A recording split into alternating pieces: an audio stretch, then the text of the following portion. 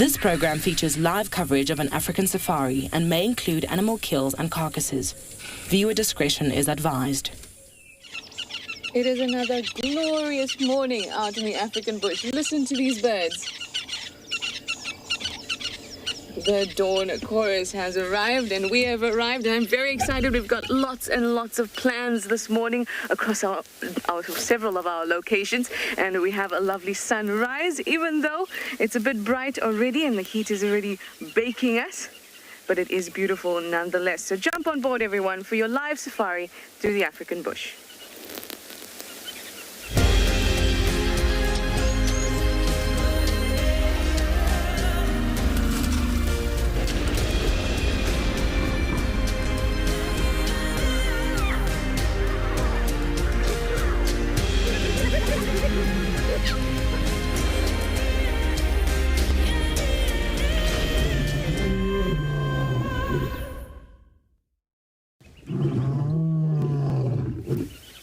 Stunning indeed. So we're here at Dune Game Reserve, but we'll only be here for a little bit because my plan for today is to finally head to Chitwa. I've been wanting to head to Chitwa yesterday, and then we caught up with the dogs, so it became quite a frenzy. So we're going to head to Chitwa this morning. Hi everyone, it's me, Trishal, and I've got him on camera, and we are going to head, like I said, towards the south, and then hopefully be able to catch up with Thandi and her cub Maribs.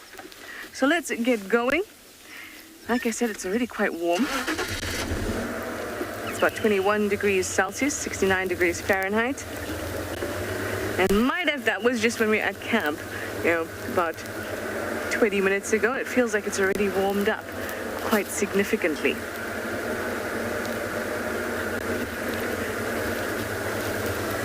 So there's a number of reasons I want to head off to that side. Like I said to you, Thandi and cub would be awesome. Plus Chitwa Dam, perhaps some elephants playing in the dam. But I'm actually going to use Mamba Road, which is a road in Djuma that runs from the west to the east.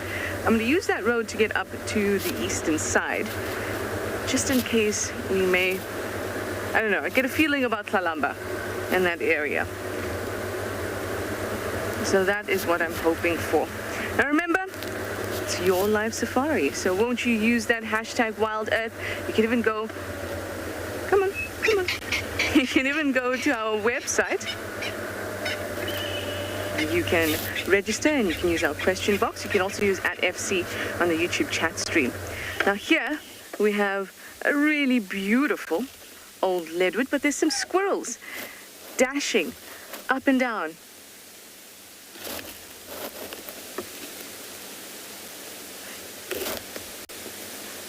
Trying to sun themselves. They're all on the eastern side because they're clever like that. They know that that's where it heats up. Well, actually, they're just following the warmth. But that's how we all get clever. We follow our instincts. Now, they live in family groups, so you'll often see them in these nesting holes, or old nesting holes, and then they will go up and down, sun together, and then be off to forage. Anyway, I'm going to head off towards the south and the east, and I'm going to send you over to Steve's to say good morning.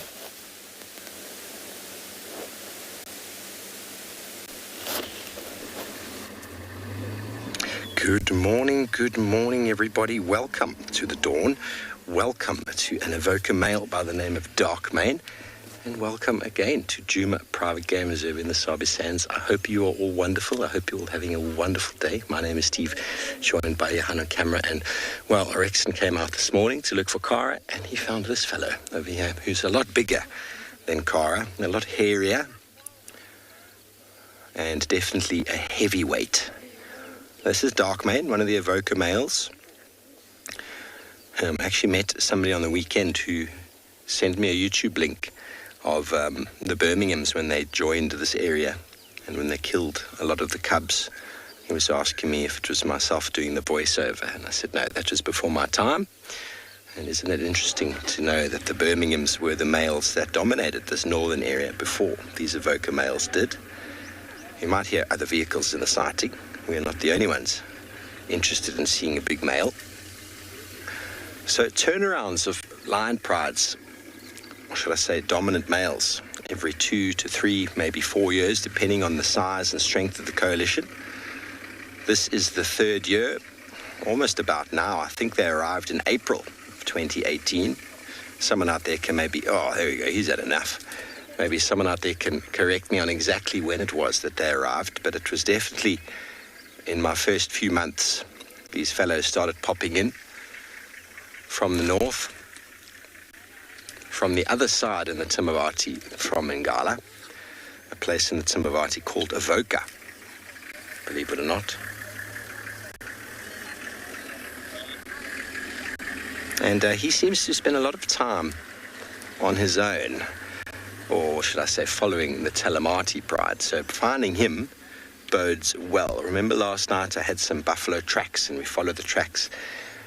We had Kara just up ahead here, and the buffalo came through here and they went directly west from where we are. And it's possible that without me seeing the road yet, that the Telematis are even following those buffalo, or he's decided he wants to get some buffalo for himself. Let me move up here onto the right and we might get another angle of him. We were a couple vehicles before and now we find ourselves on our own.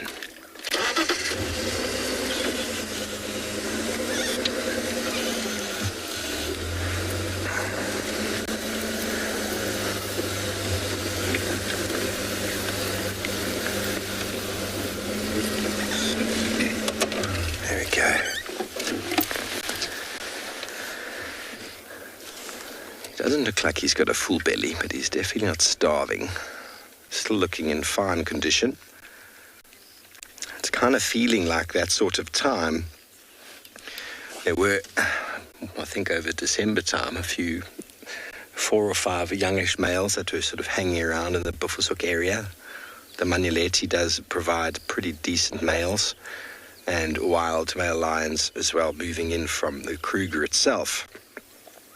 Finding themselves in these areas could quite easily displace a male like this on his own.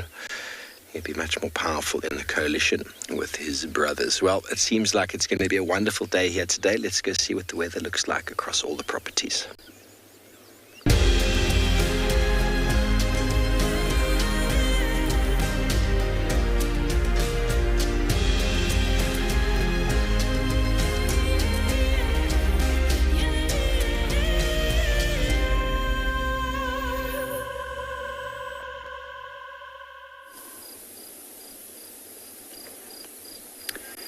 Good morning to all our viewers and welcome to And Beyond Gala, where we are starting to warm up here.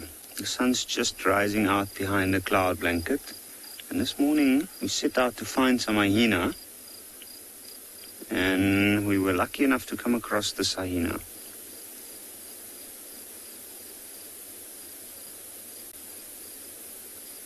You can see it's just picking up its head every now and again to have a look and see what's going on.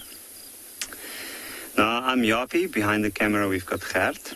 And we decided this morning to head out to one of the crests nearby in the central parts. And then what we're going to do is we'll see if we might get lucky to find a den site. Now, I was wondering when the hyena would stand up because she was laying right out in the patch with short grass on the sand, probably for a bit of heat, and I'm sure she was actually waiting for the sun. Well, I'm calling it a she, I'm not too sure, I'm just judging from the size at this point. It looks like it's found a better spot now.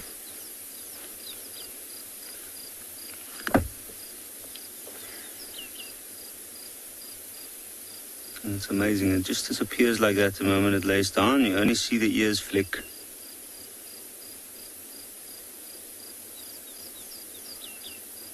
And that's what makes this animal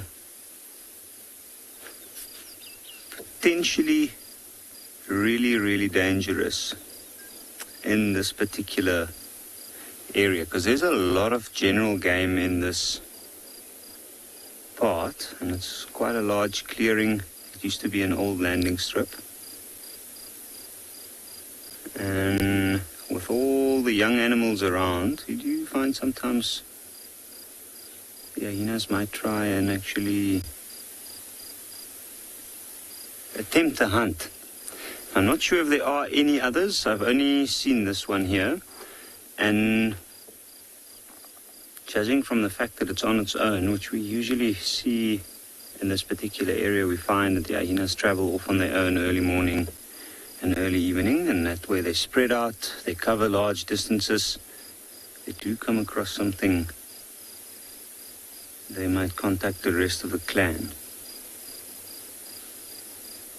I can hear some impalas alarming as well. I'm sure it's because of the hyena. Maybe they're seeing it from where they are. There's a herd of impala not too far from the hyena,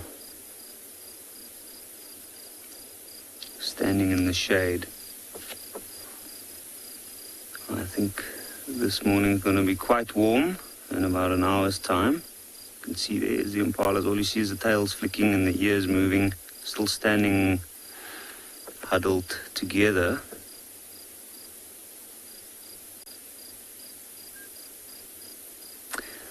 But one hyena in this area is a good sign. I think we're going to leave this hyena to rest for a while, and then we're going to move on. In the meantime, we're going to send you over to Tswalo to hear what they're up to this morning.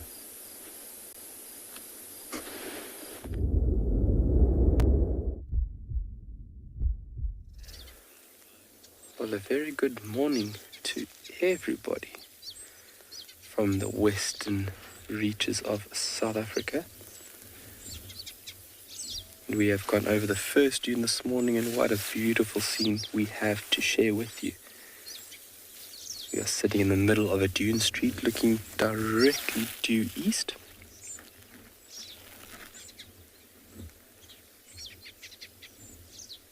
And a fairly chilly morning at that, so myself and BK are waiting for that sun's warm rays to meet us. Yes, good morning, my name is Carl, behind camera is BK. Good morning. And we are meandering a little bit west. We are just going over these first set of dunes. And there's a lot of bird activity here. If I'm just going to give you a few seconds just to tap in here. There's quite a lot of activity of birds. You can just hear them calling. They're moving through this dune street. Looks like they're starting to feed. There's a bit of interaction. There's also a cuckoo that BK spotted for us, but it has moved off since then.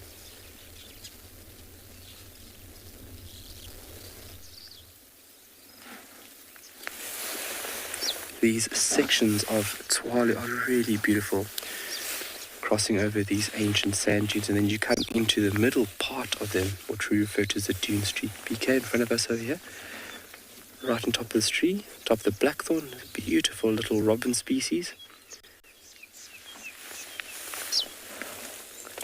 Lovely, look at that.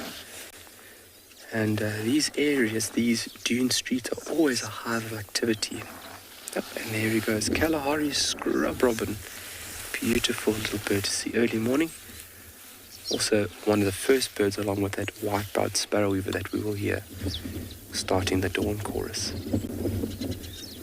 It's quite a chilly and quite a constant wind. Yep, there we go, Grant. Such a stunning welcome to Africa. It's all due to the skills of this magnificent cameraman sitting behind me. And it is just such a beautiful, scenic morning this morning.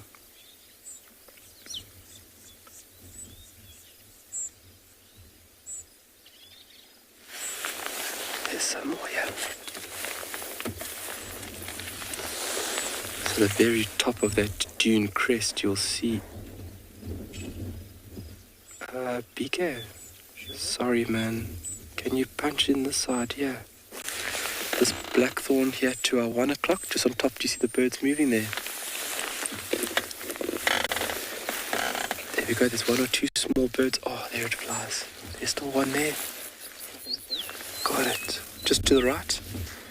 There's another small bird just to the right. There it is. The yellow vent. There we go. Yes. We're talking about birds and one of the smallest birds in South Africa. Little Kalahari scrub robin. Come on, give us another sing.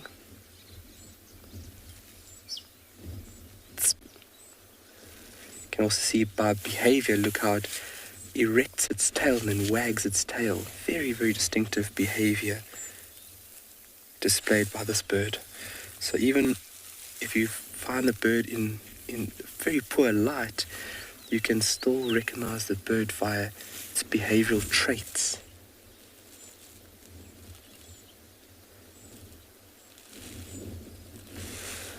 Alrighty, there's two of them. Fantastic. So, very good morning from us.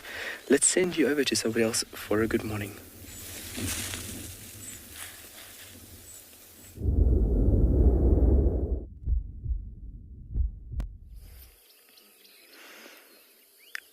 Sounds like you've been having a beautiful view at Swalu. As you can see, we have our own magnificent view going on here at Beyond Pinder Private Game Reserve.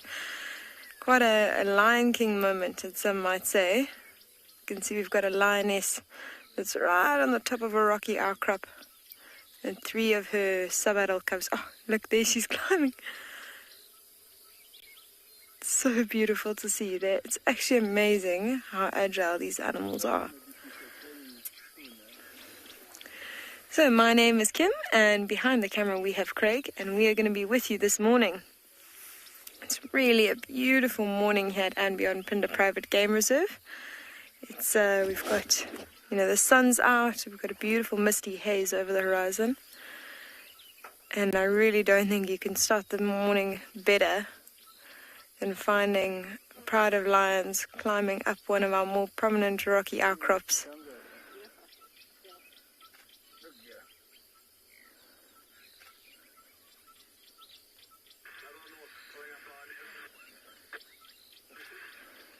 I mean, just look at that profile. It's sort of taking your breath away. And those younger ones are so cute climbing up.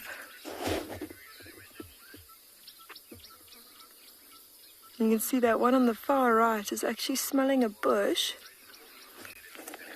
And the lioness earlier went to that same bush and did a phlegm and grimace.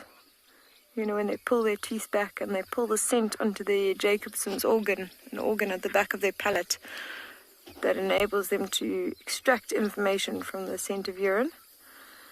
It makes me think that there's scent marking of most likely a leopard around here.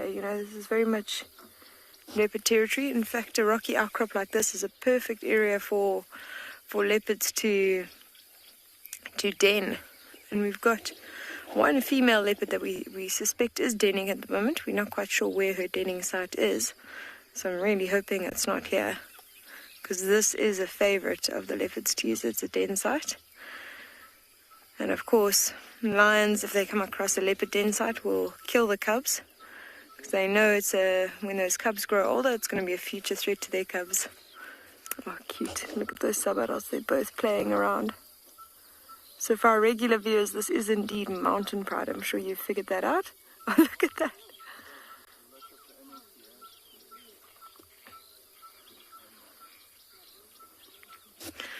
Martin, I actually need to do a recount of all our lions. So the main females in mountain pride, we've got 4 older females. One of them is here. And then we've got 2 sub-adult females with them, so that's 6 females. And then in terms of cubs, they've got these 3 sub-adults, so that's a total of 9. And the other lioness has 3 new cubs, so then that's 12. And our Biala pride, we've got 3 main lionesses, then we've got 3 sub-adults, so that's 6. And one of the lionesses has 2 older cubs and one has 2 younger cubs, so 10. So mountain pride is technically bigger than Biala pride. We've got very interesting lion dynamics at the moment in that all our prides are pretty much split up completely and not staying together, and it's because there's a lot of lionesses with cubs, so they'd rather the ones without cubs or the ones with older cubs would rather go off and hunt for themselves, just so that they have more chance of feeding.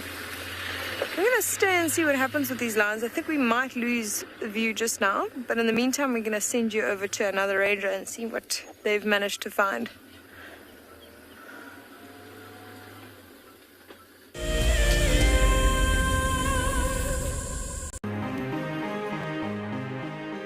I'm absolutely delighted to have won the February prize draw for 3 nights for 6 people at the Dune Private Game Reserve. I absolutely love everything Wild Earth has to offer. I find the guides extremely knowledgeable and will go above and beyond to ensure a great safari experience. I will be taking my husband and family from the UK to experience this once-in-a-lifetime opportunity. One of the main reasons I joined the Wild Earth Explorer program was for the fireside chats and also to win an incredible prize, which I am so fortunate to win and incredibly happy. I would like to thank Wild Earth for this amazing prize and cannot wait to meet the team.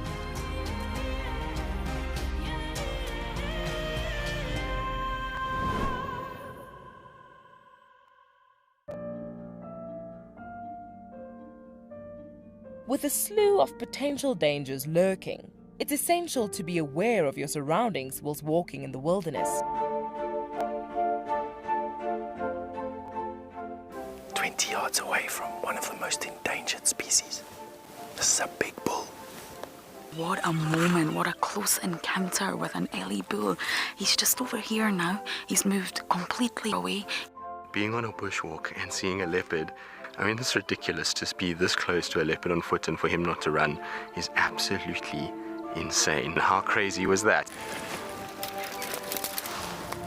Through the gap there is just the back of the head of a male lion. He is absolutely unaware that we are here right now. I'll tell you, seeing lions on foot, it definitely brings out the caveman in you, this little scared human being. I'm Nikki here at Ambion in Gala in South Africa. I love getting questions from viewers about all the small things within the environment and how it all is integrated with one another. If you want to ask me any questions, please simply register with the Wild Earth website, head across to the Live Safari page and then post your questions there. I'm looking forward to chatting to you on my next Wild Earth drive.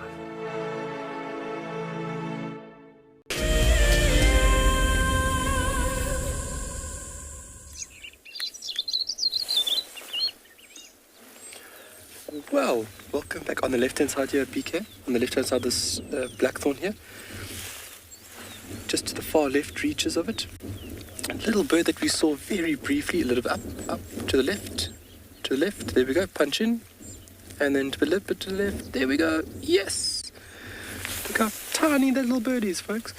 So that's the bird that we caught a little glimpse of just before we looked at the Kalahari scrub and robin. That is a yellow-bellied ermamella. A little bit of a tongue twister for such a tiny little bird. Directly in front of me here, on the left-hand side of this blackthorn, there's another one. Tiny little bird, only about 8 grams and about 10 or 11 centimeters. So one of your very small birds found within the region, but a little bit larger than that Cape penduline tit, which is by far one of the smallest birds in the region. Fantastic. Wow, very nice bird to see. And the scene has just gotten even better here now. And the birds are moving with a lot of force through this dune street.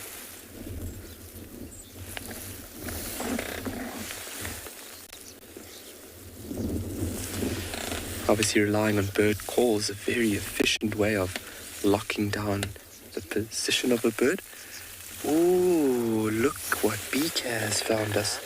So, we saw this bird coming into the dune street, and I think that its host parents are somewhere here, because when we initially got into the street, I thought BK was saying, oh, there's a kudu, and I'm trying to find this kudu. Oh, by the love of me, I could not see it. And eventually, obviously with the wind, it's like, the cuckoo. I was like, oh, the cuckoo.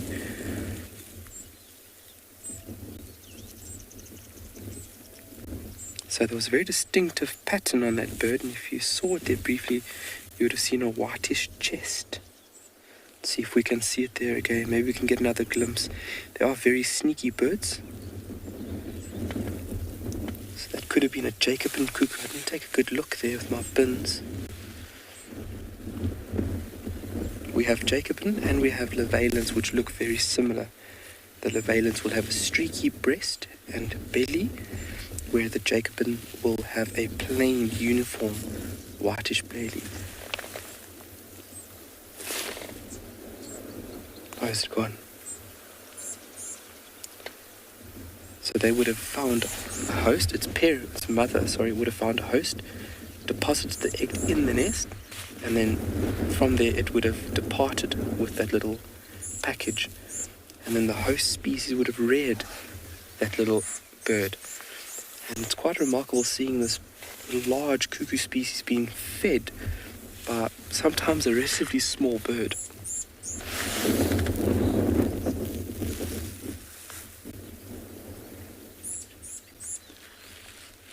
Just trying to pick it up again. Lovely, the sun is on us. It's still not warm with that chilly breeze we have got going. And we're just waiting for the strength to really get to us. I think it was Hannah, I think it was Hannah that asked the question, are they migratory? Yes, so if you look at most of them the females would lay eggs here in the summer, and then they would migrate further north into Africa. And also depends on what species as well. So most of them are on summer breeding visitors, and then you do have one or two of them that are basically just visitors through the non-breeding period. But a really remarkable breeding strategy if you think about this bird. Not really bothered about making a nest. And the tactics involved in finding a host species and then having the ability to lay an egg very quickly and then get out of there. But then also the egg can mimic the host species' eggs to fool the host species, because some birds can actually recognize different eggs in their nest and they'll actually evict that intruder's egg. So really remarkable strategy. Lovely Namakwa dove. BK got us in view. That orange beak, black bib, clear indication that it is a male.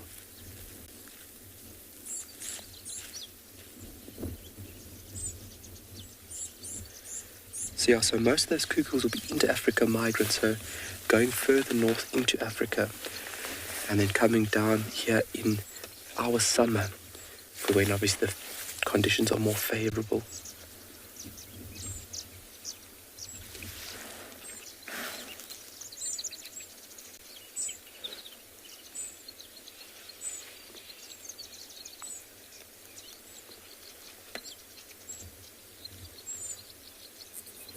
A lot of birds calling in the distance.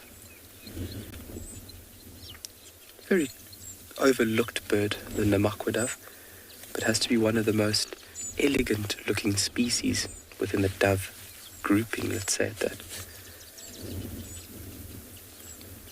Very, very long tail.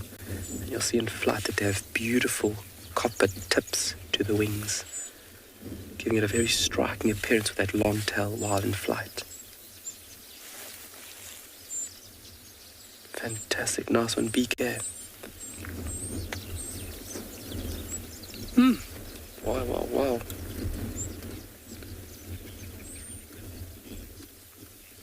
Demi, yes, we do have drongos in Tswalu.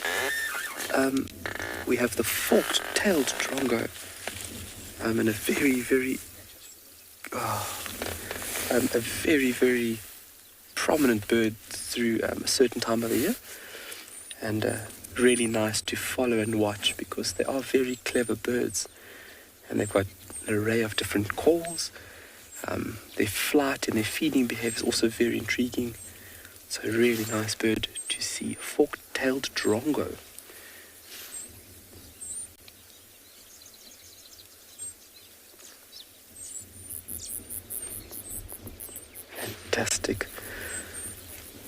from here, I think we're going to get over the next dune.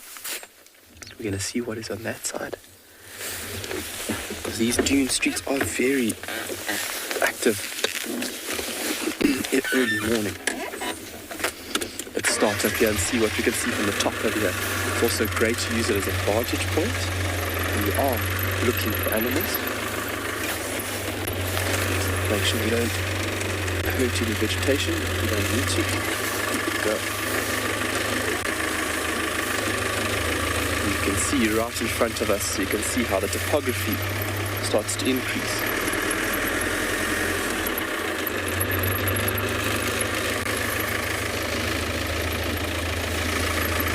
I love scratching around in these dune streets. It just makes it feel like it's a totally different place.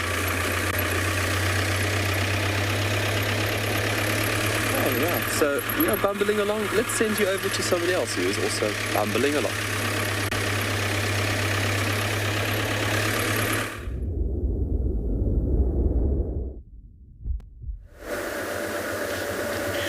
So we've just checked the east boundary cheetah cut line for tracks of tlalamba. I've just stopped here because there's some dwarf mongoose. You know how I like to stop because that's when they come out again. But let me just tell you that we are looking for tracks of tlalamba, and obviously there weren't any, unfortunately. But the last time she was seen with... Oh, there we go. Last time she was seen by one of the guides with what appeared to be suckle marks was on this road. So I was checking the junctions, and unfortunately, nothing. Here we go. Is that a mongoose? Oh, these are little ones. These are little guys. Look at that.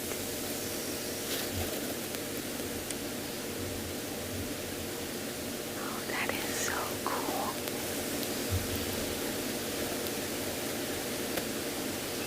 I always find that the older guys know that what the vehicle is, have an experience, some sort of knowledge and experience of the vehicle. But the younger ones don't quite, so they come quite close.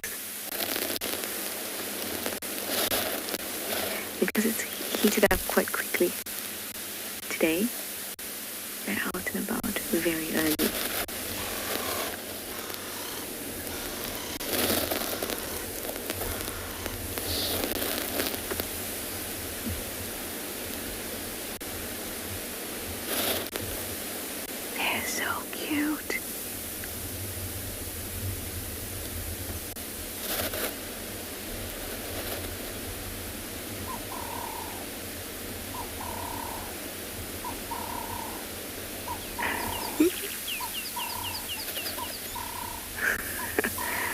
Fiona, I've been asked this question often. You'd like to know if dwarf mongoose blink? They most certainly do. Despite the fact that they can have the most ridiculous stare down with you and win, they do certainly blink. I have seen it with my own eyes that do blink. Also, being mammals, it's very difficult for them not to blink, because they need to keep moisture in their eyes. If they had them open all the time, they look quite strange, because their eyes would kind of get shriveled up. Isn't that some great imagery I've just given you? Here's another little one.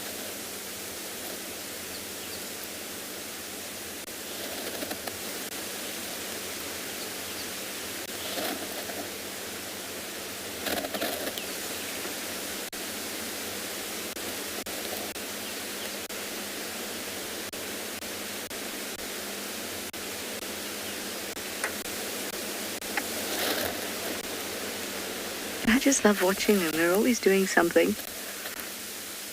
Whether it's grooming or foraging. But my best or my favorite bits about being with them is when they interact with each other and they play. Sometimes they give each other these almost hugs. Other times they fight.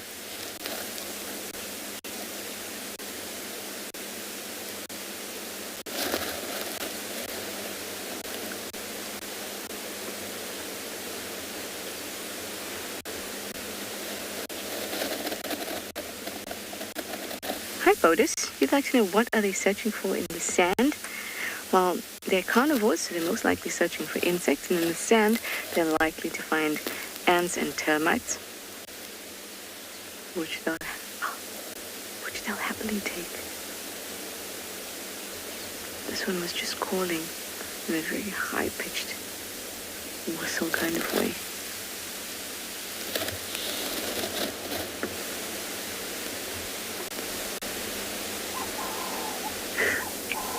Sorry, Megan, drive radio. That was very cute.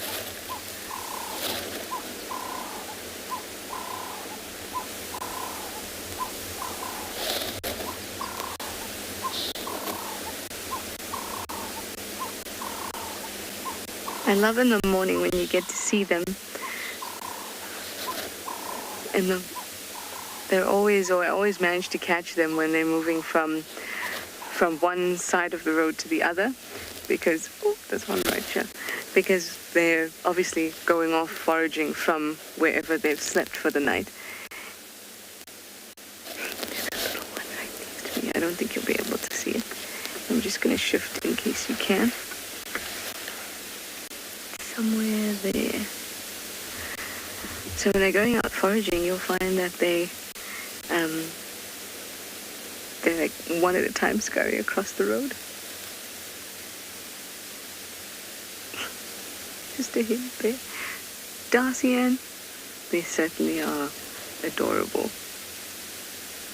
They're so cute. Look at this. Are you learning from hyena cubs?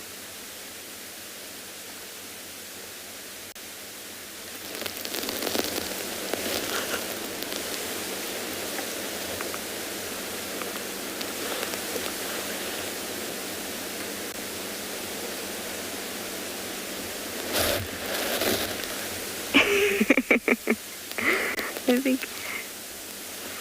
Oh, and they're all gone. So they're all gone off foraging now. I can still hear them, but I can't see any.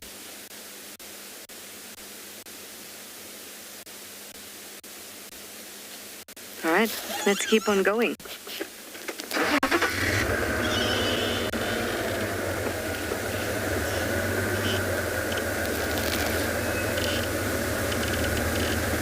They are some of the cutest sightings, and they have some really interesting behavior. So whenever I see them, and I always hope that we won't just get to see the ordinary, but the extraordinary too. We get to see them grooming in the sense of a grooming contest to decide dominance. So it's always worth a stop. All right, well, we're moving now towards Chitwa, and we're going to send you over to Steve, who's also in a bit of a bump.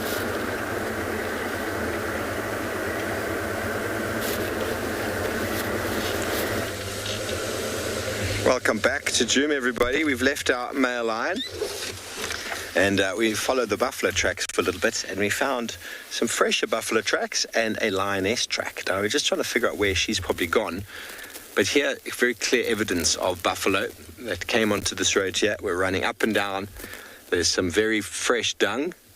Some of this is from late last night, and some of it is from this morning.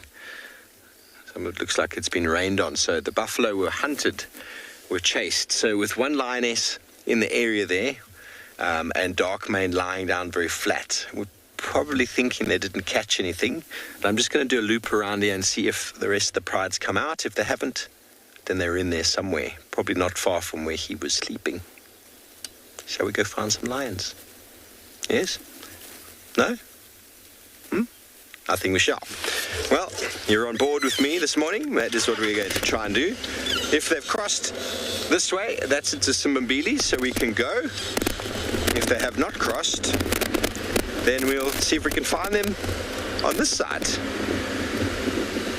So what you're looking for is lion tracks on top of the buffalo. So it shouldn't be too hard. Shouldn't be too hard to see.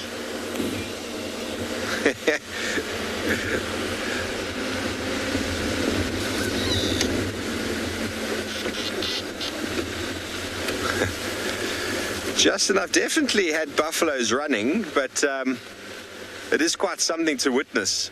A stampede, I mean, you're talking about more than a couple hundred running. I've definitely been involved in something like that when the lions are hunting, but it's, what on earth is going on with this road? This is the road. It's nothing quite like the Lion King where those wildebeest go running through the valley. But when they do move, it is quite a force to be reckoned with. And it's very hard for the lions to pick them off. So I have indeed been involved in buffaloes moving like that. Creates a lot of dust, a lot of turbulence, and they do flatten the vegetation. So it's actually quite a nice thing. They leave a lot of poo along the way, they churn up the ground. Okay, so most of the buffalo activity was back there, and so far, no lion tracks.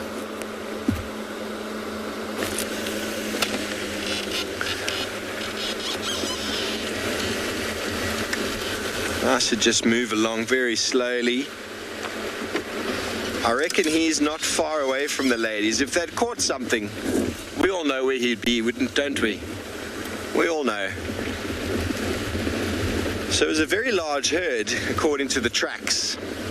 And it seems maybe there was a second splinter group that maybe was a bit delayed, that didn't follow that herd. Or they ran in a loop and came back again. It's hard to say exactly, but there's definitely some old tracks from last night, because we drove there, remember? If you were watching last night, we followed the buffalo. And then there was tracks of buffalo and fresh dung on top of my vehicle tracks. And on top of the rain, there was a little bit of moisture last night, which just sort of speckled the ground.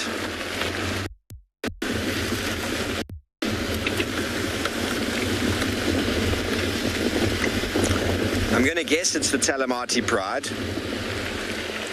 just due to the fact that Dark Mane is with them.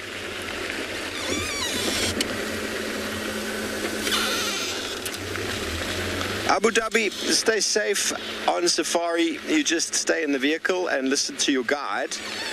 And if the guide says it's okay to get off the vehicle, do so. So if you come out here, you just listen to the trained professional in the driver's seat.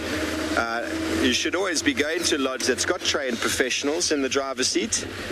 It is kind of the standard. And just do exactly what you're told, and everything will be fine. The problem comes when people think that they know better and they go and do things that they shouldn't do, like sleeping outside or going for a walk on their own, or these sort of things. You can't just go for a walk, everybody. Unfortunately, it's just not on the cards. If you go with a trained professional, by all means. And sleeping outside, if you've been given the go-ahead in certain places, by all means. But don't just think, oh, it's warm tonight, I'm going to sleep outside. No, I wouldn't do that. Okay, so this is another road that will take us back towards Dark Mane, but I'm going to do a further loop to see if where the pride came from, first of all, and where they've gotten to. So I do apologize, my head hanging out the side of the car here. Just looking for some tracks. There is some buffalo dung from yesterday. Okay, well, we're going to see if we can figure out where these lions are hanging out, and while we do so, we're going to send you over to Tswala Kalahari.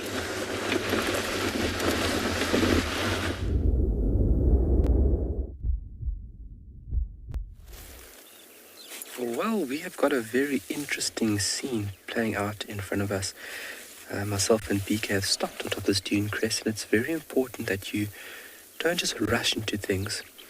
Everything is on its own time schedule here. Ooh. And sitting on top of a dune crest, you basically are not interfering with anything. And from this height advantage that we have, we can watch animals just like this. Look how far we are without disturbing them.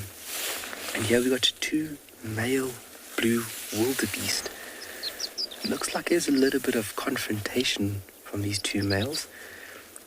You saw just now previously both of them taking their horns in the forehead of their face, basically rubbing it into the soil. Bit of pawing of the ground. Oh, look at that.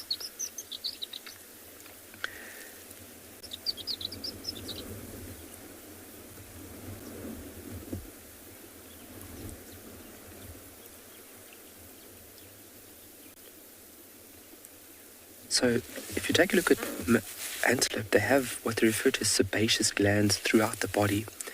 And different species would have these glands at different points of the body. So pawing the ground like that, they actually have what they refer to as interdigital glands. And they're able to deposit a scent, their own unique scent signature, into the soil. So there was definitely a little bit of confrontation. So the one bull thinks that he is much stronger and more dominant. Just go to the left there, please, BK. See, the one is now rubbing his face on that trunk. There's a gland just below the eye called the preorbital gland. And from rubbing that gland on these specific points within their territories, he is applying his scent signature onto that tree. So a little bit of territorial behavior. And there would be other forms of behavior that we could see, from lateral display, giving that bucking and broncoing form as well. There's many forms, but these two males definitely look like they need to sort out who's the bigger of the two.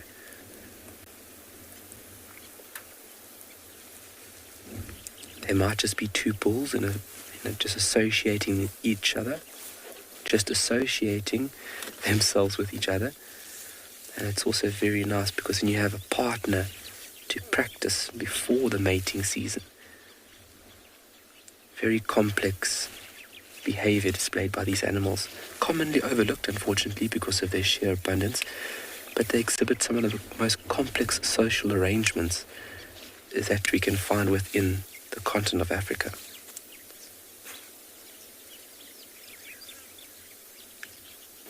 See the one male on the left turning broadside to his opponent.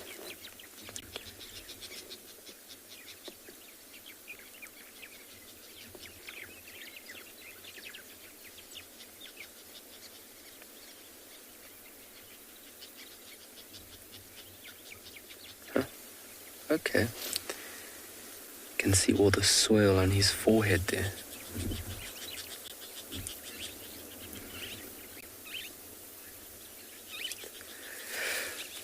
Bodus, so if it was a fight for dominance, they would be going at it, and they would not let up until there was a winner, until one was physically chased off. So I think this was kind of just a small interaction, just to see and test one's strength. So this one is moving off, the other one is still standing under the tree. So it's not a very serious confrontation at that. When they do go at it, it's quite a vicious affair. You'll see that they'll actually have thicker skin around the forehead, around the neck, just to protect the animal when they do go through these interactions, because those horns are like meat hooks, and they've got a lot of power in their neck. And what they want to do is basically lock those horns and throw their opponent off balance. Yeah, he is moving off. You can see the other one now rolling around. Be careful. There we go. That's it. So they'll have these points. So within their territories, they'll have these small depressions that they have made. So they urinate, they defecate, they paw the ground, and then they roll vigorously in it. And basically they're coating themselves with their own scent signature. Be very specific points within their territory. So some places they can be territorial for a longer period. They are gregarious, and in East Africa they'll be territorial through the breeding season. But other places their territorial behavior can be extended over a longer period. So yet the camel thorn providing yet another function. They were just tremendous trees.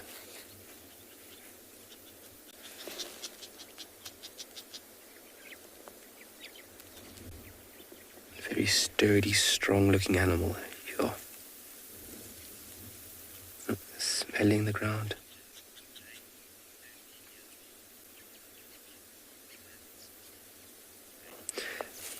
Blake, great question. Is a wildebeest part of the antelope species? Yes, it is. You can see from those beautiful displayed horns that he is part of the antelope family. But if you look at another defining characteristic is those cloven hooves. He's also a ruminant. Obviously, he'll regurgitate vegetative matter a bit later. But he is part of this very diverse group of hooved ungulates. In Africa, there is 75 different species of antelope. Very, very broad spectrum. And wherever you have vegetation along this beautiful continent, you'll have a specific antelope that is best suited to that vegetative group. These guys are designed to be on the move all the time. So that broad muzzle coming into play now, allowing him to get nice and low. And that's normally why you see zebra and wildebeest together, is because you can see that broad, blunt muzzle. He needs quite a short height of grass in order to crop. So he'll actually associate himself with zebra. It's something we refer to as grazing facilitation, whereas the zebra's mouth structure enables it to crop the top parts. And once the top part is cropped, the wildebeest then comes in and then utilizes that lower band of grass.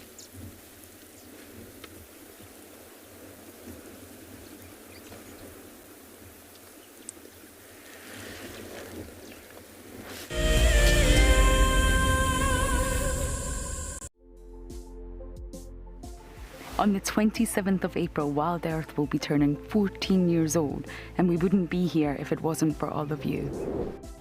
And to celebrate, we will be finishing the beautiful book that we started last year that looks at the history so far. But we do need you to be part of it. Please submit your most memorable sighting, or what Wild Earth means to you, or even just your name and a comment to be included inside the book.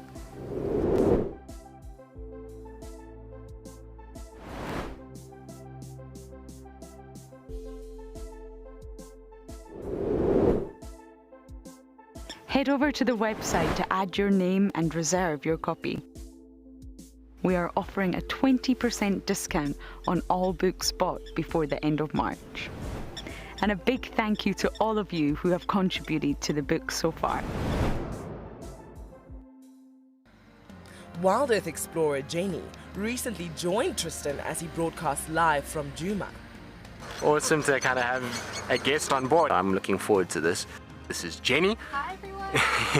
And Jenny is the first of our Ticket to Dream holders. If you want to go on safari with a Wild Earth guide, whilst honing your bush knowledge and of course featuring in one of our shows, then head over to our website. Literally being with Tristan on the vehicle today has been incredible. It has truly been a dream come true. Sign up to be a Wild Earth explorer and you could be making your first ever on-screen appearance. I would highly recommend being a part of the Explorer program and being able to be a part of an interactive live drive.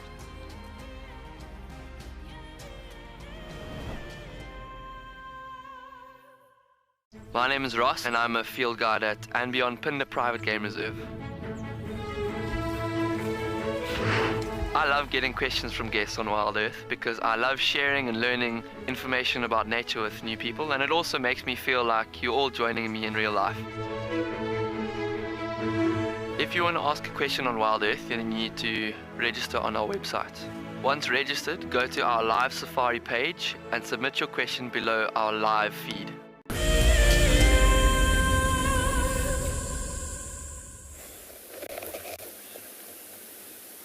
We've made it to Chitwa Dam, and now one of my favorite birds is giving us a bit of a show.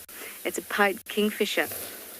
Every so often, it's hovering, it's diving down, catching a thing or two. Not anything very large. I haven't been able to tell if it's male or female. It's always had its chest away from us, so the male has 2 bands on its breast, and then the female just has 1.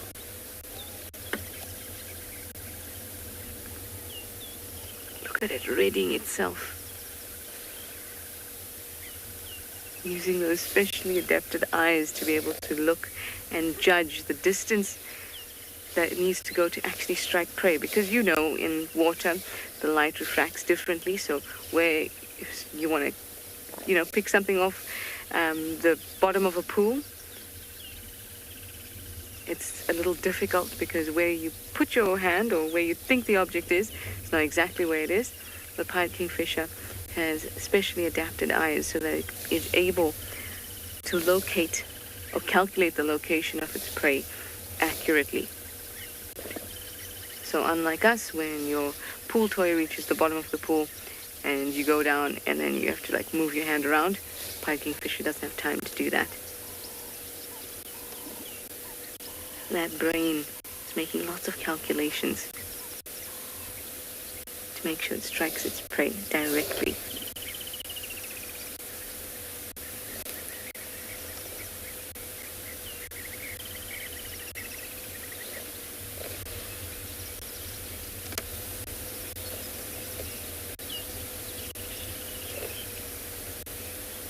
Cleo, you'd like to know if all kingfishers have long beaks?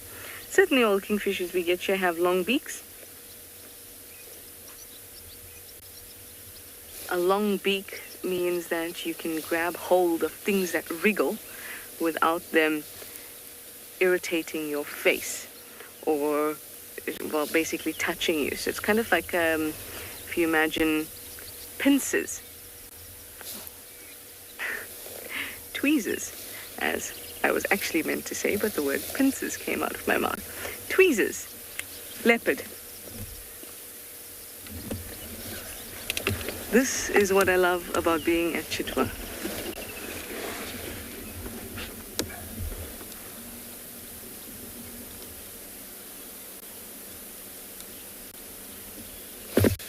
And, all right, let's just watch from here for a little bit. I don't have an ID yet. This is magic.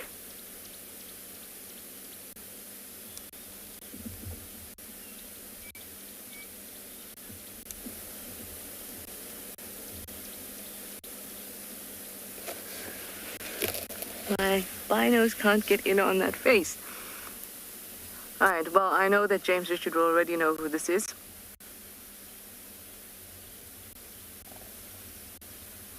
They're very stocky. Do I see it too? I wonder if this is Shasha.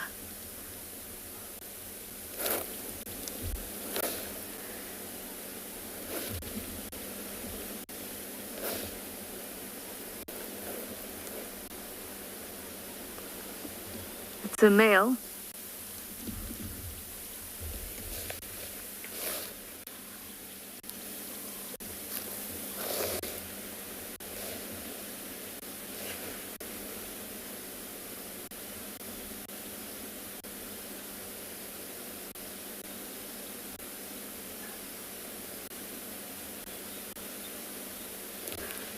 That was insane timing of looking up because the pied kingfisher is all the way on the other side.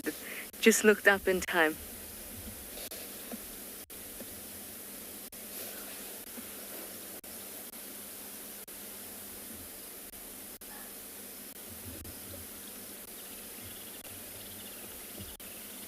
Okay, from what I can see, and Paul, can you get closer to his face? I just want to check the spots because at the moment I saw a 3 and a 2, but I can't be sure. Yep, there's 3.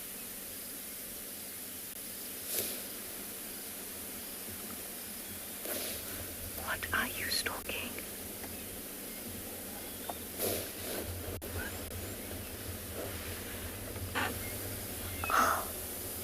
Oh, they're Impala right behind all of you.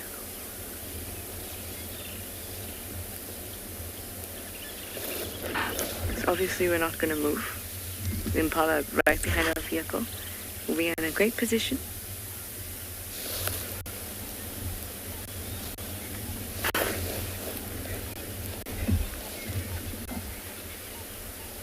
Stuck down into that drainage now.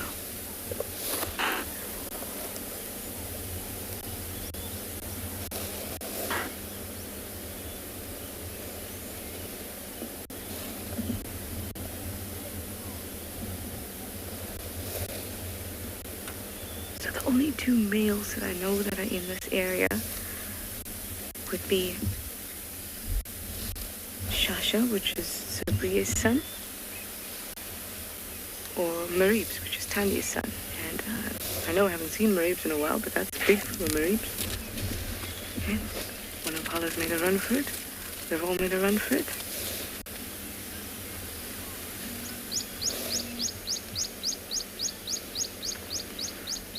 Nothing else behind us? Okay.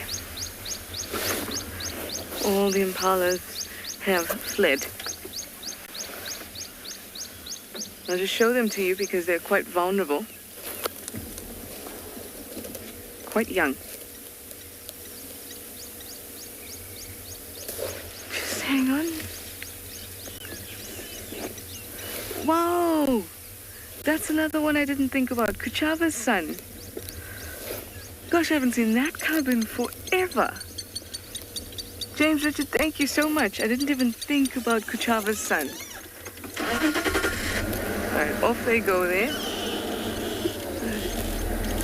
That is amazing. Last time I saw Kuchava's son, he was a little cub. I can see him. He was, look at this. Oh, this is so exciting. Hello, you. I don't think this boy has a name yet.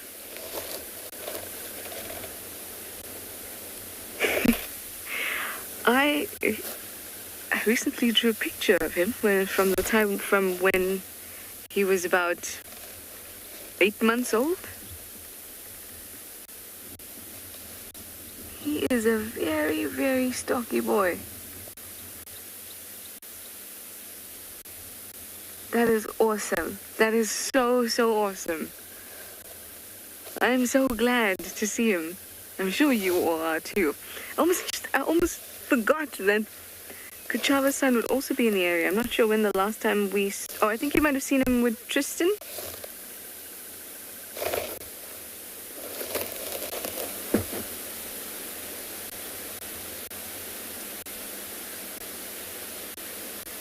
He definitely has the Kuchava look. Maybe, if we're lucky, Kuchava might be close by too.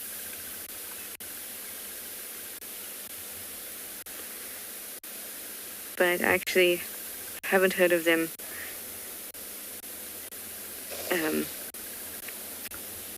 together too much.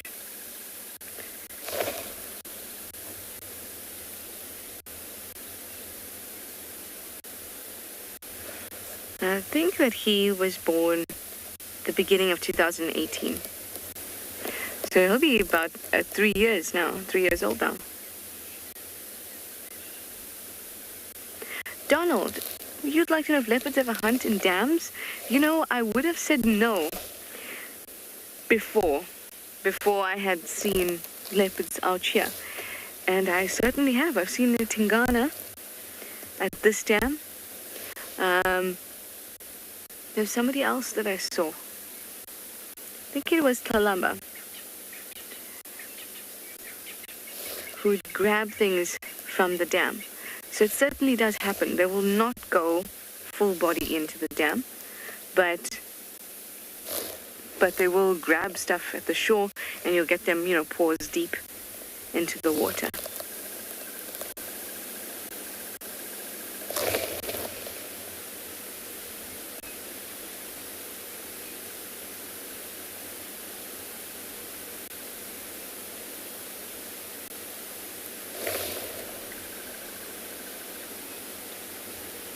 Amazing. What a special, special sighting. This has made my day. I'm ecstatic to see this boy.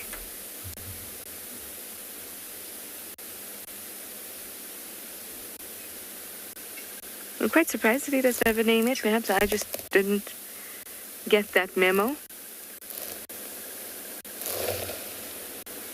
But I knew Sabri's cubs had got names. And I also remember thinking that this boy still hasn't got a name, especially when I was drawing him. Okay, let's move behind the bush.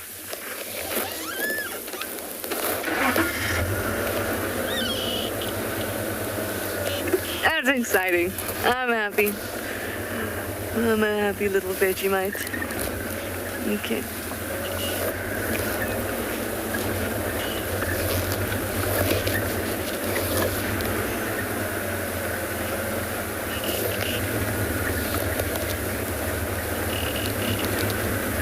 Edwards, you say what a gorgeous cat. Most certainly. Okay, well, he's now in this drainage, so we're just gonna have to wait for him to pop out.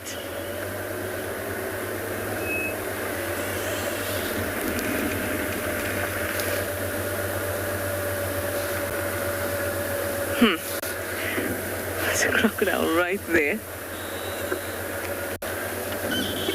Alright,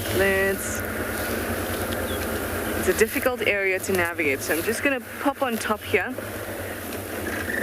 and look properly with my eyes. And I'm gonna show you the crocodile that's not very far from the edge of the dam. Normally see them very far in.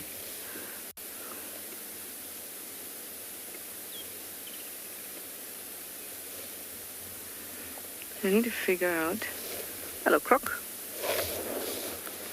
I need to figure out a way to get round there. You can see it's quite wet.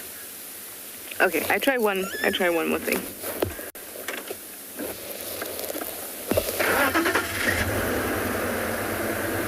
RF, you'd like to know what the naming process of leopards in Djuma is? Or in the Sabi Sands, rather, because we're actually on Chitwa. So in the Sabi Sands, the guide who finds the leopard cub has, I guess, naming rights, but usually the names that guide will give forward a suggestion, and then the guides that are involved around that area will vote on that suggestion. So what he's tucked down there, right, just behind this bush inside. So the option would be to go onto that side, but it's super, super wet.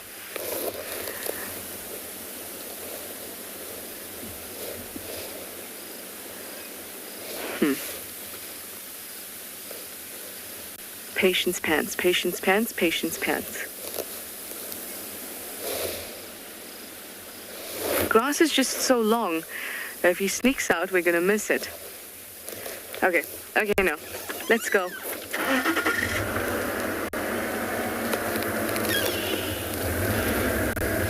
Firstly, I'm just gonna go further down here and see if we can look up.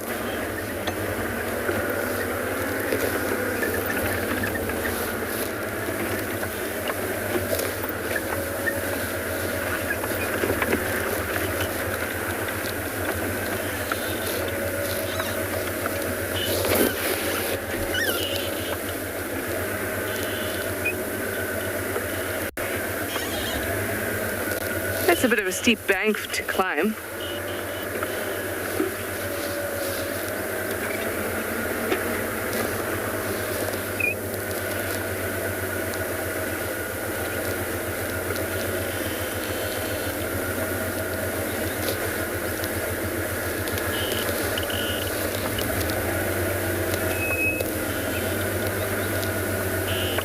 Nay, I don't see anywhere.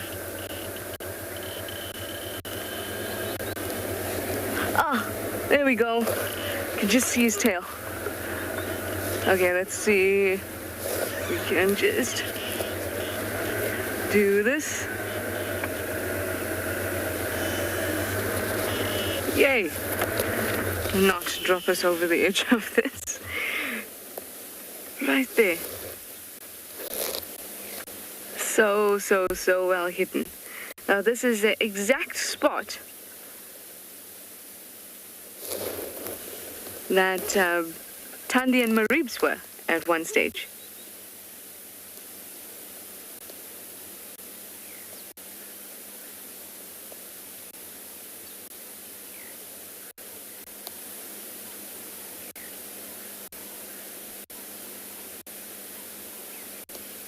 This looks like he's got something there.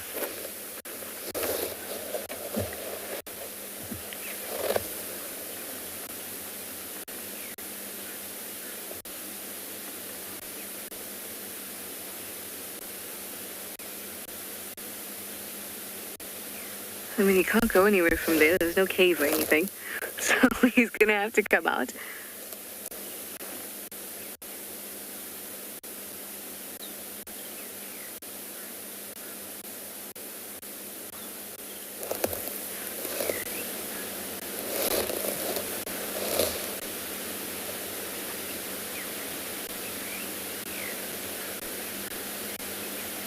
So we were talking about the naming processes. I really have no idea why he hasn't been named.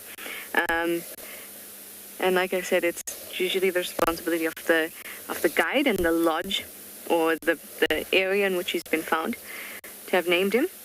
And I don't know who found him. And I'm quite sure he was found on Chitwood, but he could have easily been found on Torchwood too, because Kuchave's mother and himself are seen around there too. Well, we're going to hang tight and see if he pops out again. I'll send you over to Yapi at Gala.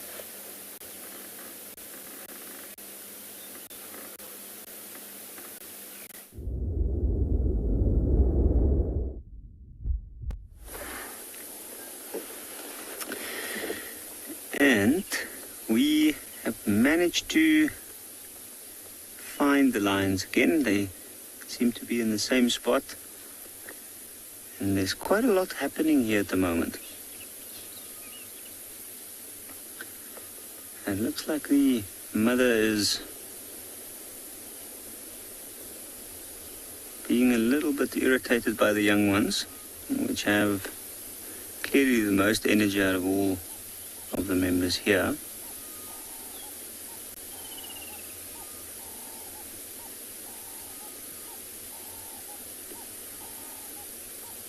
You can see the little ones are sitting around. They look quite confused. It's because they're actually trying to get a drink, get some milk from the mother, but she's not having any of that. And you can see morning sun is clearly making her a bit tired.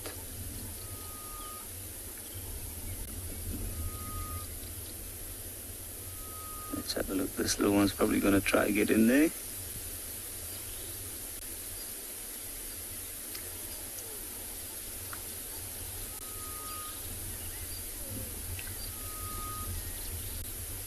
You can see her using her tail almost like a fly swat. There are also some flies here, but also maybe it's a hint to the little one to move off without spending too much energy.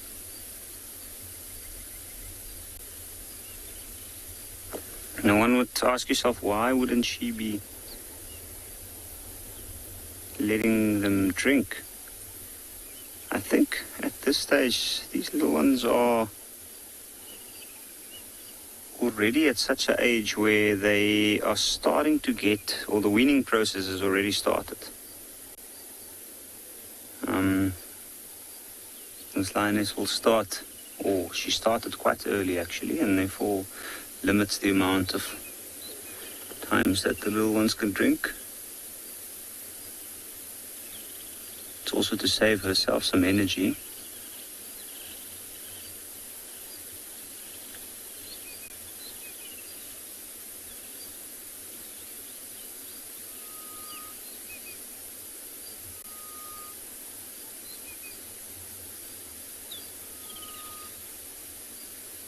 Now, I haven't seen these little ones in almost 2 weeks now. But it is really incredible just how much they've grown since I've last seen them. You can see their little feet and their legs have stretched a little bit. They don't have that small, short cub legs anymore. They're starting to develop now, which is usually around 3 to 4 months.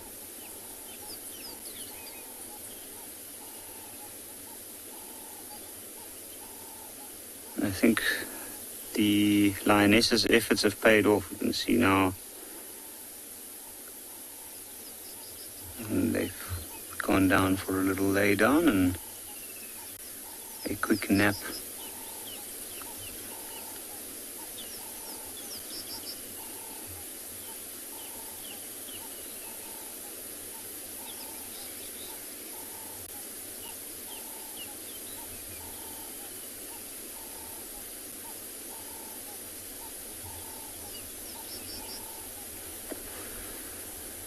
But sitting in this riverbed at the moment, it is absolutely amazing. It is so dense away from the riverbed, and I think that's why these lions have been spending a lot of time here. There is good cover to hide the little cubs, which is also somewhere in this area. But just look at all that green up on the bank. It looks literally like a jungle.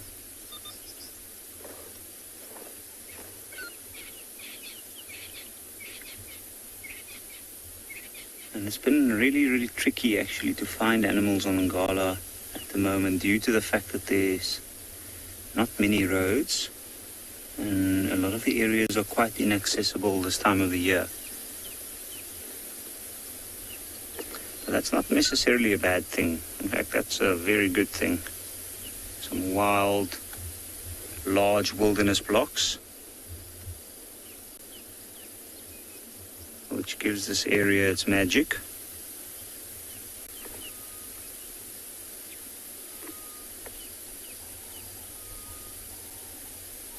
And we've started to see other lions move into the area as well, like from the outskirts of the reserve. And starting to see the signs. You can hear different males calling at nighttime. And I think now with the season changing and it getting a little bit drier, it should be interesting to see how these lions will be affected by the changing of the season.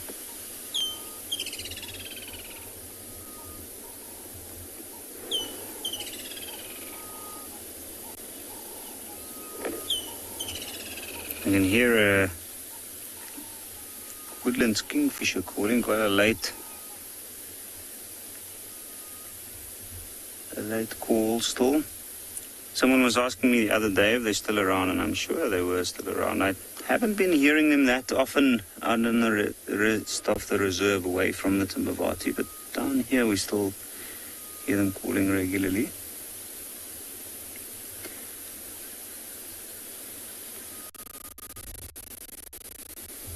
And then we also have the one male here.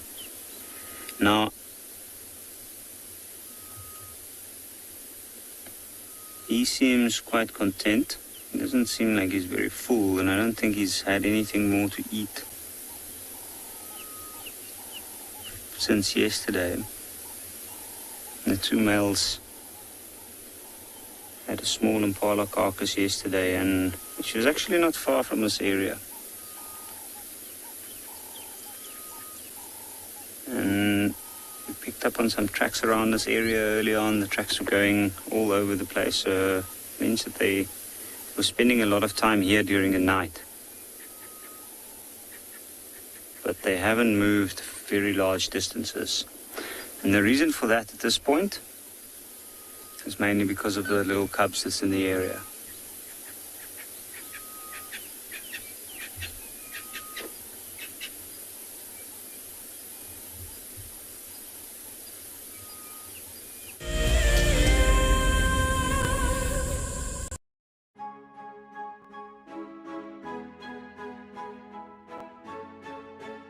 Hi, my name is Damon and I'm a guide here at and beyond Pinder Private Game Reserve. Join me and our resident ecologist Craig Sholto Douglas at the fireside on the 21st of March for a discussion on 2 of our conservation projects. In early 2016, Beyond was faced with the fact that without some serious intervention, our rhino population could be in some serious trouble. And so a decision was made to start a rhino dehorning program. Sadly, the fastest mammal on land, the cheetah, is also racing towards extinction. The Beyond Phinda Conservation Team has been working on a project that aims to increase the genetic integrity of cheetah in protected areas around the country. Sign up to be a Wild Earth Explorer and join us for a lively debate where we'll answer as many of your questions as possible. Our lives are dictated by alarm clocks, traffic jams, constant multitasking, and countless distractions. The wilderness is where many of us feel the most human. On a bushwalk, we become part of the natural landscape. As you step off the vehicle, everything comes alive.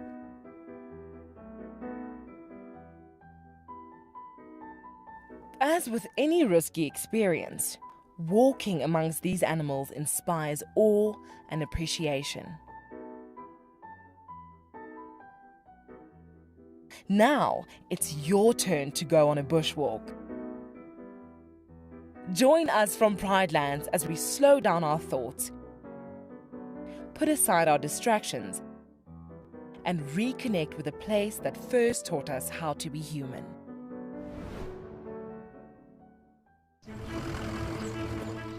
My name is Taylor McCurdy and I work for Eco Training. I love hearing from all of the viewers. However, I particularly enjoy those of you who have been watching for a few years. Your questions are just so advanced and they really get me thinking. If you'd like to ask a question on Wild Earth, you need to register on our website. Once you've done that, head to the live safari page and submit your questions below the live feed.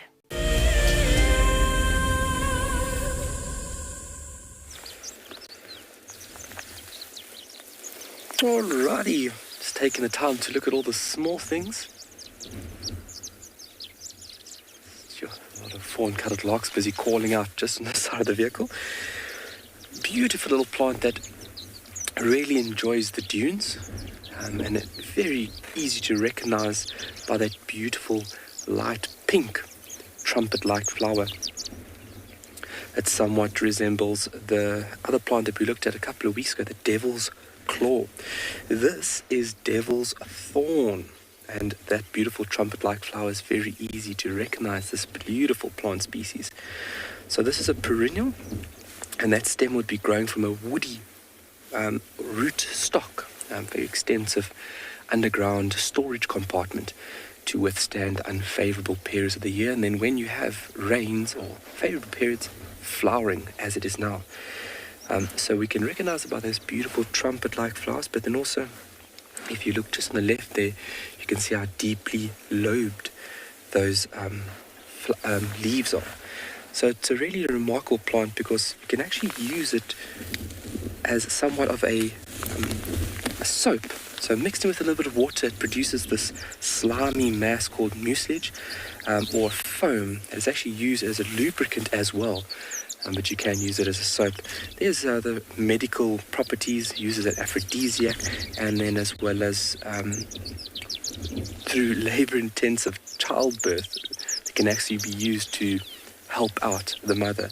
But looking at plants, and obviously the most recognizable or the most prominent feature about plants is definitely the lovely flowers. And they are doing a remarkable job at obviously attracting certain pollinators. But then if you think about another remarkable aspect that plants have gone through, is this is doing a very, very important job right over here. And this is attracting somebody to come and do your business. And everything is there that is needed to attract a certain species. But then plants over time have gotten very clever when it comes to dispersing one's seeds. Plants have done it in a very ingenious manner. And if I ask BK to zoom in over there, look at that remarkable little structure. You can see where it gets its name, Devil's Thorn, from. So that little structure over there, that's fairly hardy. And that, let's actually try and find if there must be a dry one here somewhere. But what that will be doing up here, when this dries out, it becomes brown and becomes very, very hardy. And these projections over here are enabling this seed to be dispersed. So if I had to walk over this plant in a couple of weeks' time when the seed pod is properly hard, that would possibly stick into my shoe. And I mean, if I push enough, it'll go into my finger. And then once it's in my shoe, you have transportation being provided.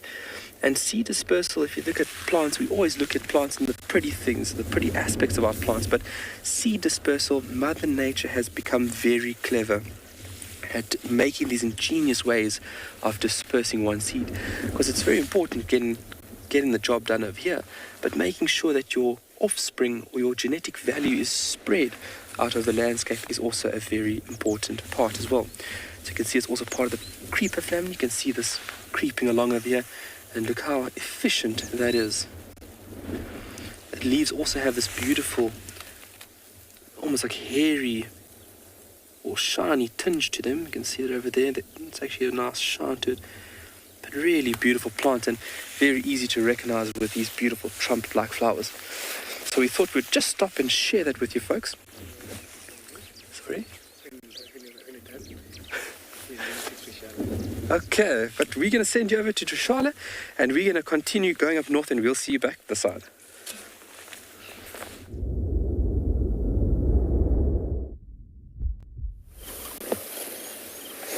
This boy is busy hunting. Can you hear this water? Amazing. Well, what could it be? Of course, it could be a big catfish, but we were also thinking perhaps a water monitor. Whatever it is, he's not super comfortable with it because there's big splashes and he jumps up. This is the best view we can get. But like I say, when he finally catches whatever it is, I'm sure we'll get to see it. I'm sure he'll proudly come up towards this bank where we are and show it to us.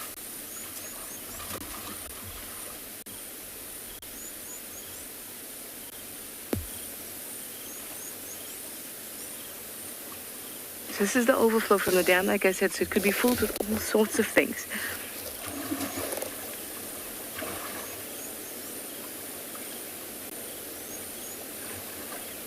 But quite a splash is being made. And I don't think just one paw of a leopard is going to be making that kind of splash. Look, he's running back every now and then. Reeling back.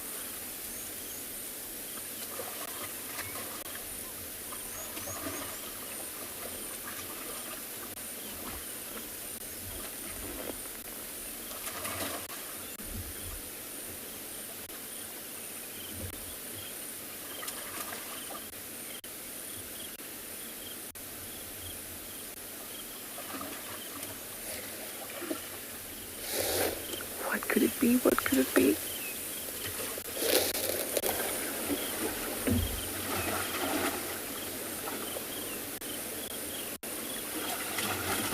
See, whatever it is that's splashing about, that splash was made by whatever that prey is, not by him. That must be something big.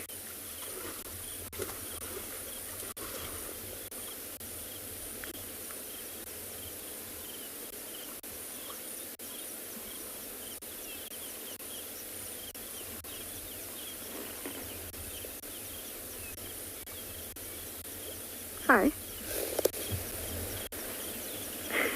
Hello, yes, we're watching you and your antics.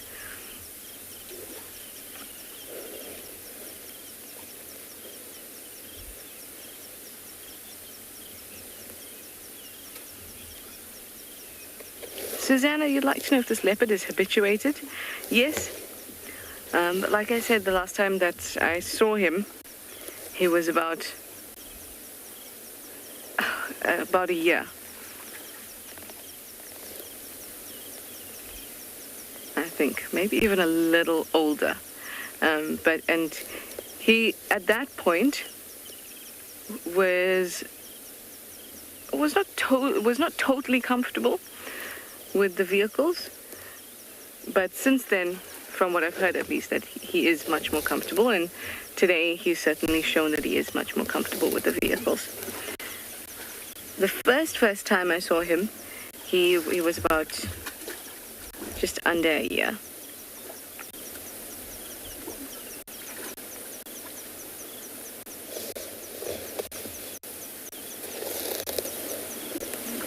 But remember, he's 3 now. He said he was born early 2018, say Jan 2018.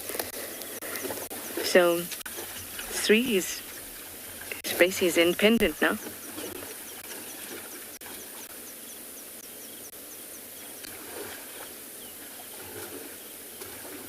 Listen to this.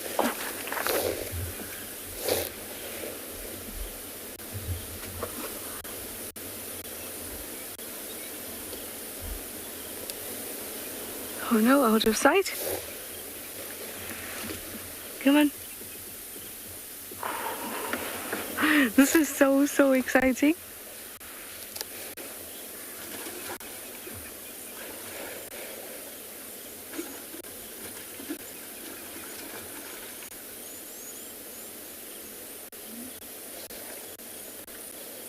Now he and his mother have still been seen in close proximity.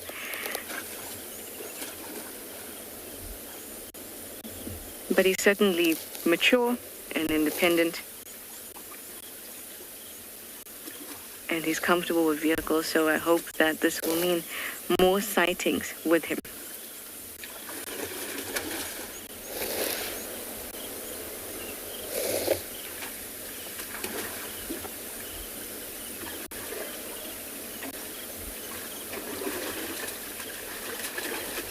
Oh, there's a lot of flailing going on there.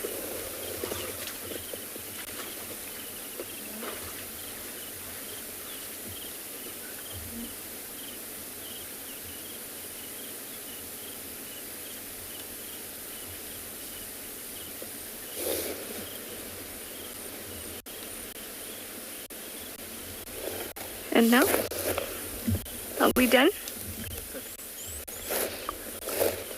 Did you catch it? Flailing has stopped, and now we can't see him feast, which is, oh, I saw a bit of movement.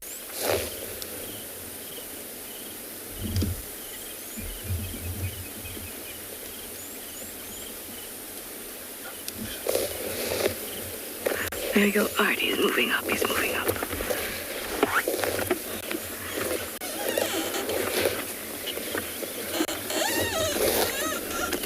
We are positioned quite precariously.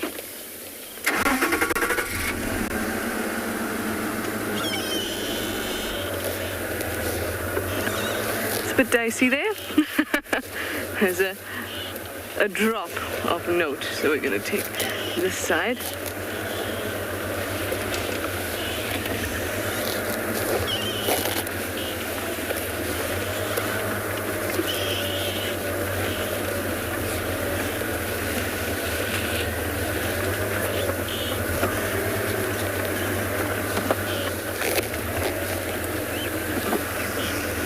And hold.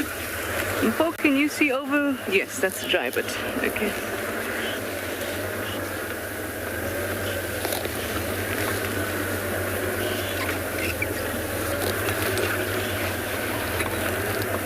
Now, where are you?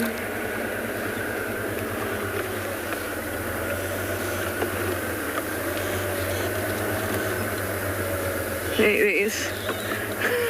He's moved again further in. Right, let's just, I think it's best. Let's just, there we go. Awesome. That is one big catfish.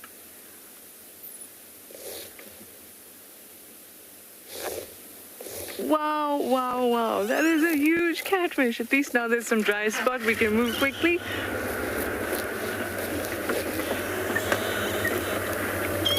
Fantastic. That thing is huge.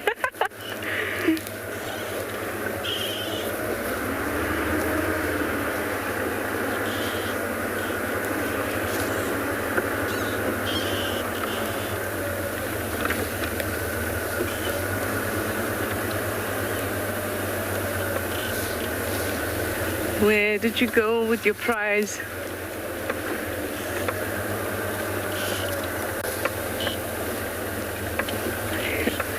Okay, maybe he went back down the bank. I'm just gonna turn around here.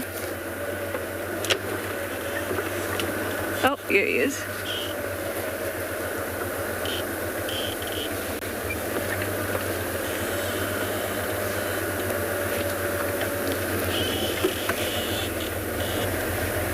And he's down the bank. Okay, so now we're gonna have to go all the way back around to where we were when we first spotted him. I'm not sure if we'll be able to get a quick view down here. No. Again. No.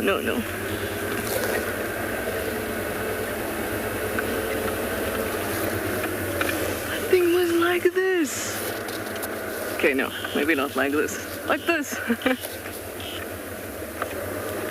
Okay. I didn't quite hear anything at all, but I think that you're going somewhere, so why don't I send you?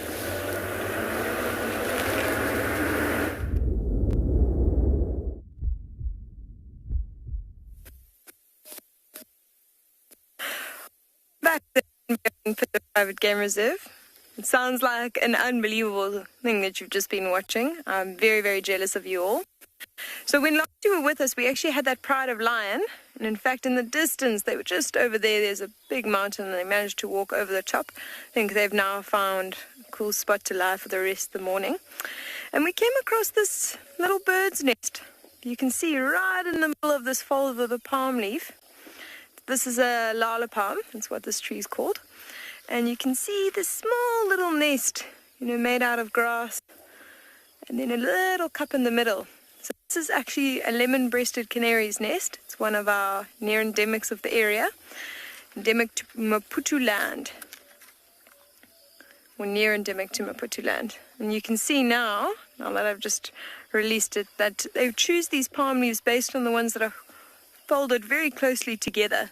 So anything that's sort of covered in the middle, and that obviously just aids to conceal it. You can see how difficult it would be for anything to spot this nest right in here, and then really nice and protected from the elements as well. Now, it's not being used at the moment. The season is around December. We found this nest quite a while ago. Yeah, it hasn't been used for quite a while. And I just want to show you what bird I'm talking about. So if we have a look here, the more common canary that we get is the yellow-fronted canary. And then you can see here, this is the lemon-breasted canary. And see, the difference is that it's got quite a white underbelly. You see a little bit of yellow by the back, which is very common. The common feature between the female and the male is that little bit of yellow there. And then the male has a bit of yellow in the front. And there, of course, is a picture of how they nest right in the middle of these lala palm leaves. And to give you an idea of the distribution and how very special it is, have a look here. You can see there just those little green spots. That's where you find them. So we thought we'll carry on and see what else we can maybe find. But in the meantime, we're going to send you over to Taylor and Pridelands and see what she's managed to find for you this morning.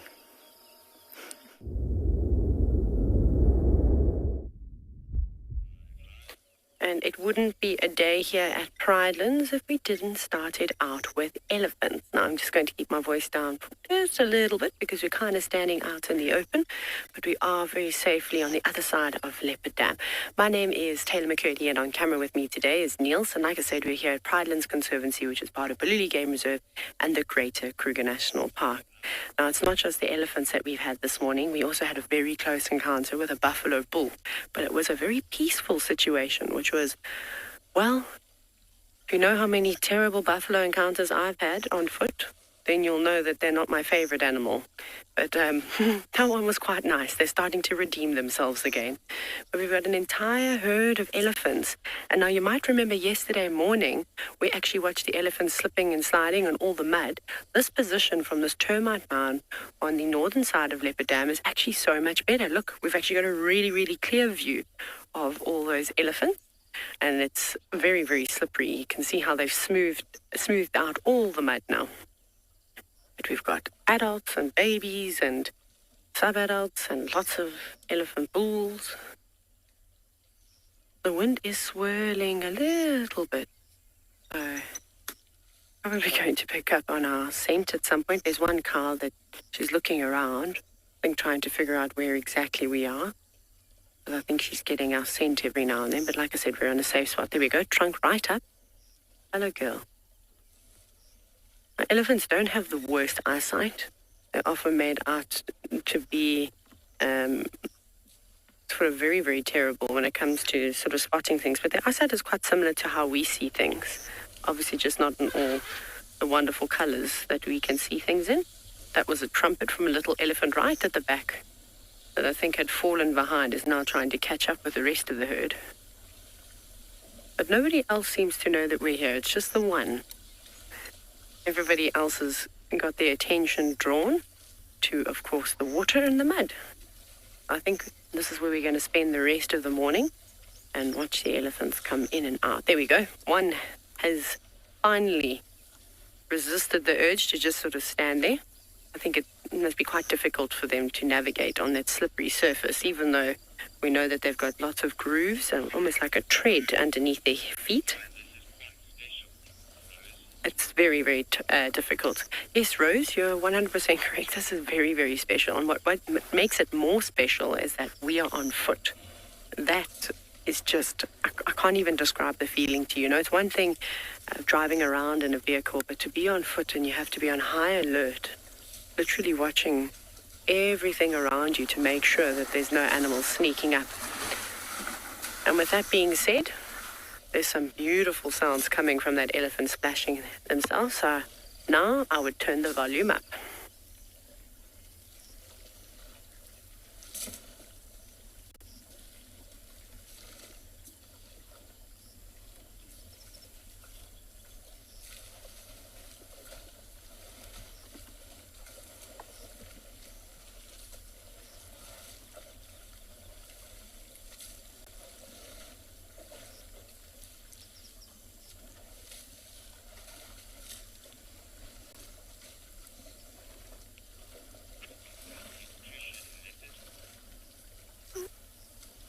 This is so lovely. We're not going to go anywhere. We're going to sit and watch the antics as the elephants slip and slide in the mud. But off you go to the Sabi Sand where Trishala has a leopard with very muddy paws.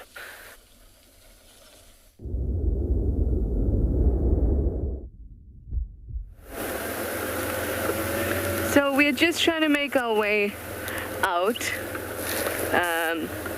from this really tough area because he's just moved away too.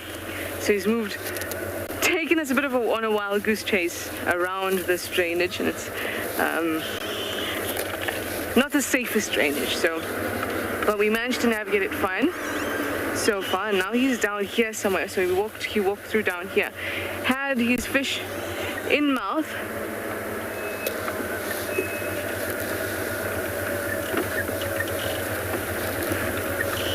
He almost looked for a moment like he was going to hoist his fish, and I thought, that is just too cute.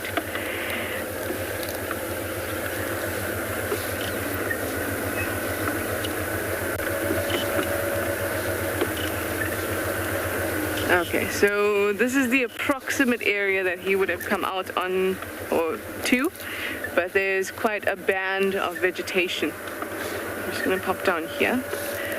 There's quite a bit of vegetation between this bank and the other bank. So he could pop out here, or he could just stay between the two banks where we can't access and enjoy his seafood, or his fish rather, freshwater fish.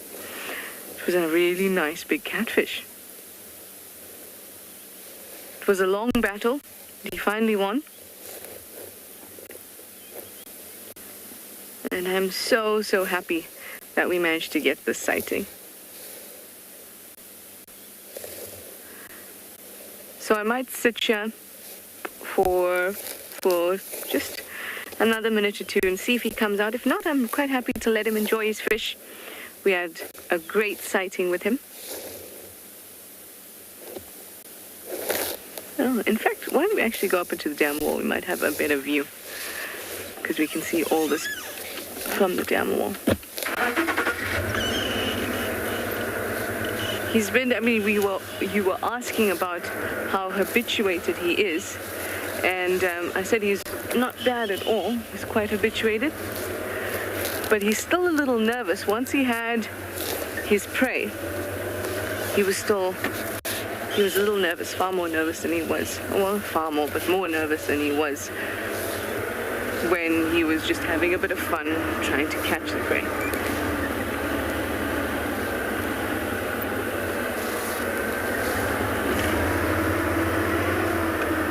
All these areas are still quite waterlogged.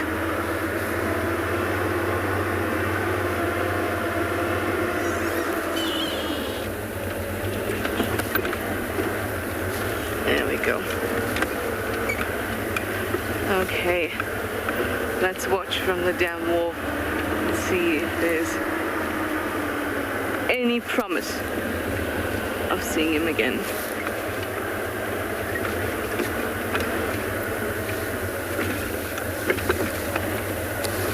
It was such an exciting thing when you don't know what he's going to catch, you know. Could it have been a little crocodile, a monitor lizard, big catfish? Because the sound of it splashing about told us that it was a big thing.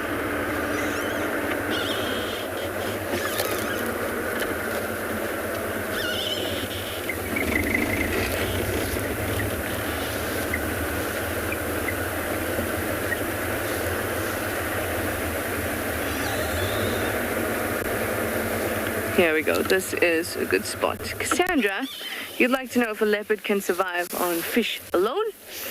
No, because cats can't produce a few amino acids that they need to find in meat. That's why we call cats obligate carnivores, so they have to eat meat in order to survive. And lots of those nutrients are found in red meat, as opposed to fishy meat, or well, the white meat of fish. So no, they can't survive on fish only. Can sustain them for a bit, but they'll definitely need to have red meat.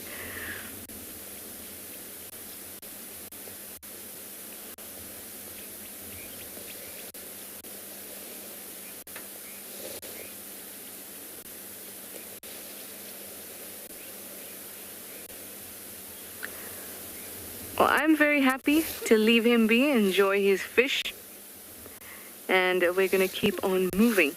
See what else we can find on Chitwa. Maybe we'll get lucky again. But I'm going to send you over to Pridelands in the meantime.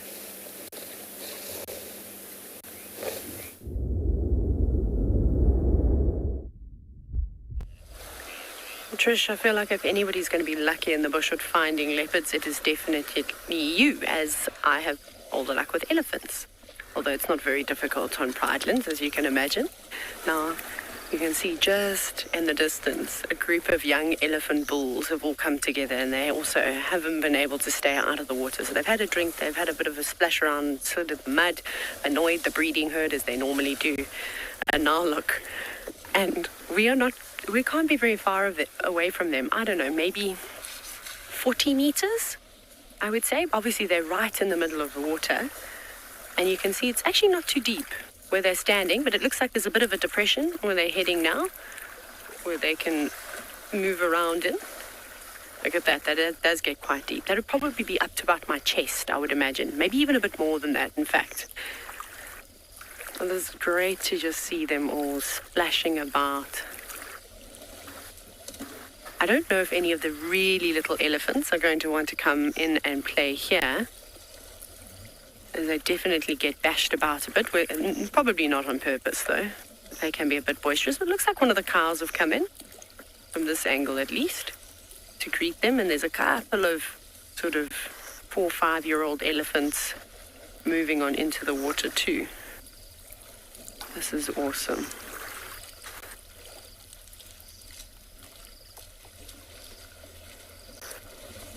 I think it would be quite nice to do a little poll. What do you think? directors of Final Control, shall we compare sightings and ask the viewers what they think? Do they like watching elephants swim, or did they prefer seeing the leopard eating a fish, which is a really, really special thing to see as well. That's not something you come across every single day. Let's see what the powers that be have to say about that. Wonderful. We are going to be doing a poll on exactly that. So if you'd like to cast your votes, you can head on over to Twitter. You can have a look and check out Wild Earth. Hashtag Wild Earth if you do have any comments or if you want to share screenshots. It would be great to see what you prefer. Do you prefer swimming elephants on foot this morning, or did you love the sight of a leopard catching a fish? To be honest, I've only ever seen that twice in my life, so my vote might even be there. But I've been very lucky to see elephants on foot. Now what we have to do is we have to make sure that these boys that are creeping closer to us, we're at that little island now, they don't decide that they're going to come out here. There are ample spots for these elephants to exit the dam. But you know, little troublemakers, these young adolescents definitely will try their luck. Who knows, we might even get splashed with water, but that's not the goal this morning. But I think we're going to retreat a little bit and find another spot on a different termite mound so that we don't get soaked by the elephants.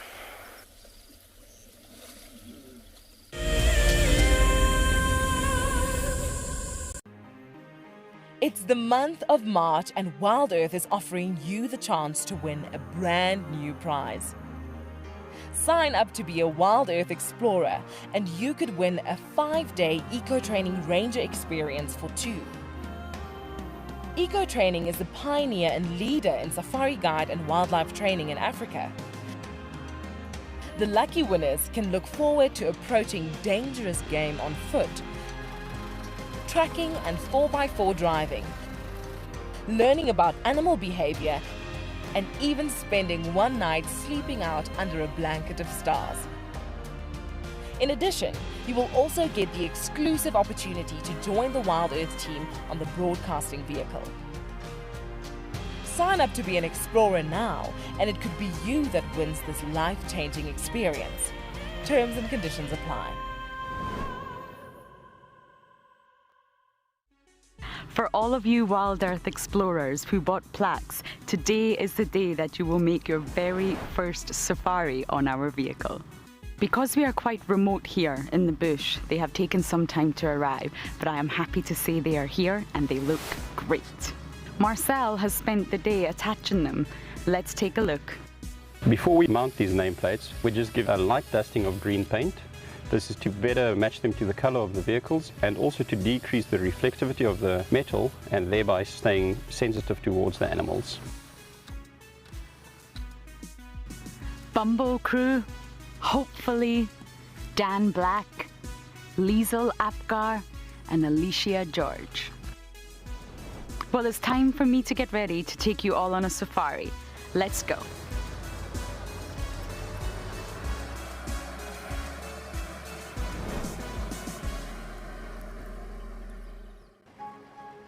I love being a cam-op for Wild Earth. The animals coming right up close to you, especially like lions. Sometimes you get nervous, but you have to go with the flow. My favorite animal to film is the elephant because of how big it is. But when it's really up close to you, it's one animal that you would say, I really respect you.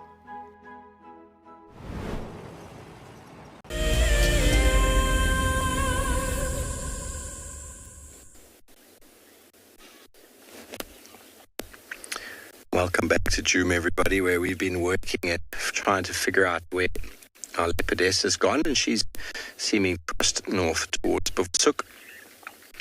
And then we found another track of a lioness in the same area as this dark mane, and we've been trying to figure out where they've gotten to, and they haven't gotten out of the block. So we tried to figure it out, but we have not been successful. If only we could smell like a hyena or a lion and sniff them out, but they're probably just lying flat somewhere in amongst the guarri thickets. At least 2 lioness tracks. But he hasn't done much since we were last here. He's rolled over. Show us his other shoulder. I know, he was lying like that before, wasn't he? The grass is evident that he has Now, his impalas on my right are alarm calling. And I thought they were looking at him. Move up a looking at, because he's been in the same spot. Maybe they can suddenly smell him. So go over there, because the tracks of the lioness was on the junction here. We couldn't figure out where she went to. Those impala there are definitely looking at something.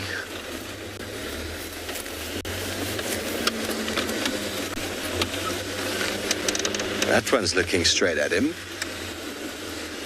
Right on the junction here, there was a female that went that way. We've been checking this block quite deliberately. Okay, she's looking right at him. False alarm. Genuine.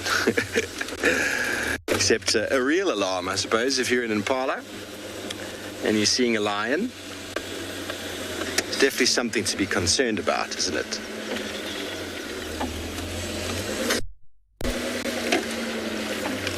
Let's show you these impala. See, she's not quite sure where to look at.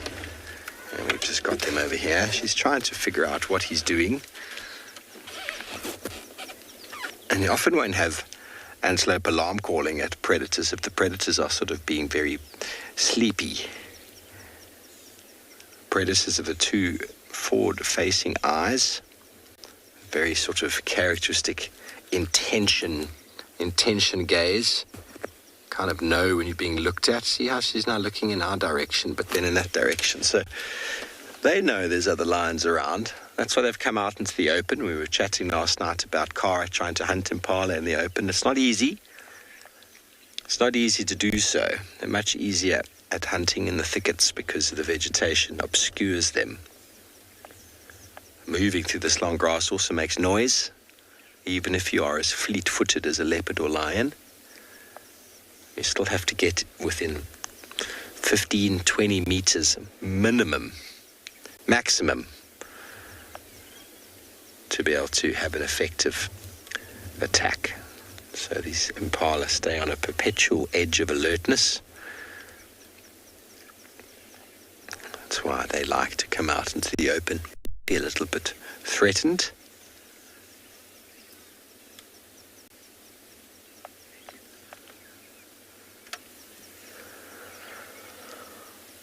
Okay, well, we're going to move on from our male lion who's sleeping, see what else we can find, and send you over to Tswalo Kalahari.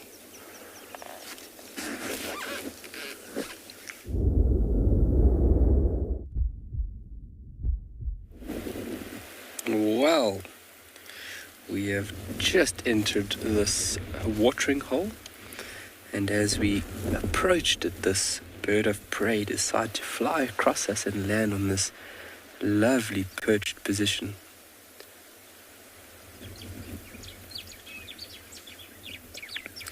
So raptors can sometimes be quite tricky, especially in their juvenile form.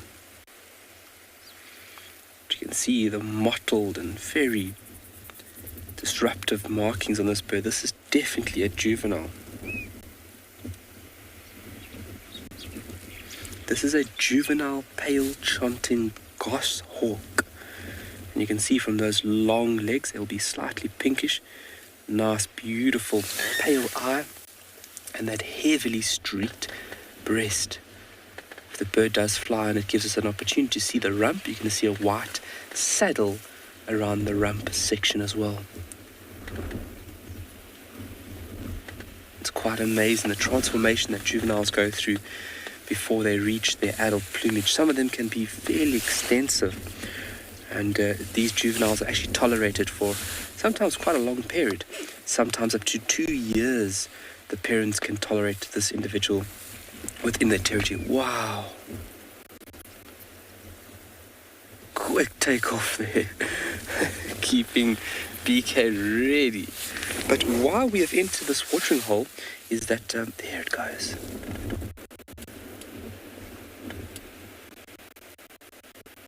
Oh, chased off another bird there.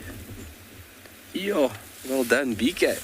But why we've entered this watering hole is that we are here to see if we can locate on another bird of prey that has been hanging around here, a Lana falcon. And I've sat here a few times with guests and we have watched this falcon try and catch birds. So they practice, stay within these watering holes, and they sit in these trees, wait for the doves and other birds to come and drink, and then they swoop down and they're practicing basically. A lovely group of oryx as well. A lot of animals here. Oryx, there's wildebeest to the north of us. Very busy here at the moment, although it is still very chilly and that wind is fairly sturdy this morning, keeping BK finely wrapped up. He's got a long jersey with a hoodie and a big jacket and long pants on this morning.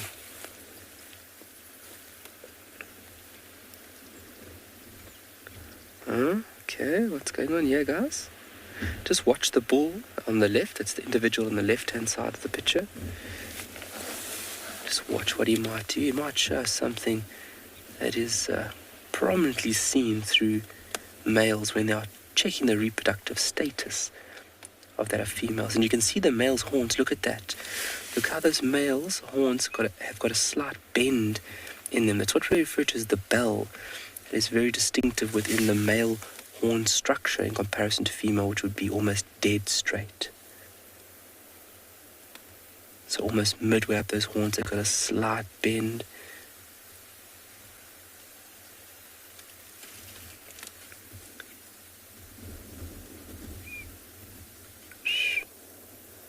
Lovely.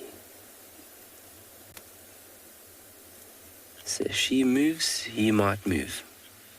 So showing us that this is a female that might be coming into the ready state of mating. And obviously if she is, he would want to stay very, very close to her and then as well as court her as well. So visually showing, watch the way she's going to sit down. Buckling the front legs and then bum down. Obviously we know oryx are ruminants, but with that fluid within the chambers, so that one stomach containing 4 different chambers, there's fluids there that you do not want to go in the opposite direction. So that way in which that animal sat down is very distinctive and prominently displayed through ruminants. And there she's chewing the cud. So regurgitating the material that was floating within that first chamber. The smaller material or finer material would have gone into the second chamber already. And this stuff that's larger still needs to be broken down more. And that's where those teeth would come into very important play. Grinding and actually shredding that vegetative material. And yes, good morning, we're talking about you.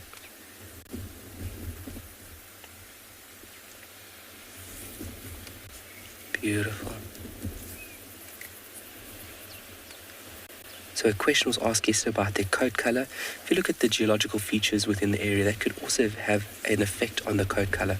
Remember, they're taking up grass, but in the mix of things, they're also taking up minerals. And sometimes they have a mineral deficiency and they'll actually consume small pebbles and small pieces of ground. Geophagy, geo referring to rock, phagy, consume. So then you would definitely have an effect later on the line with the coat.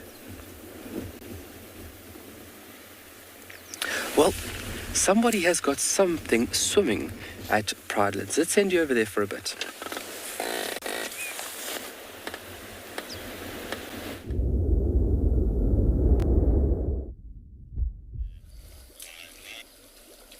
So we have got to a nice safe spot, as we said we were going to do.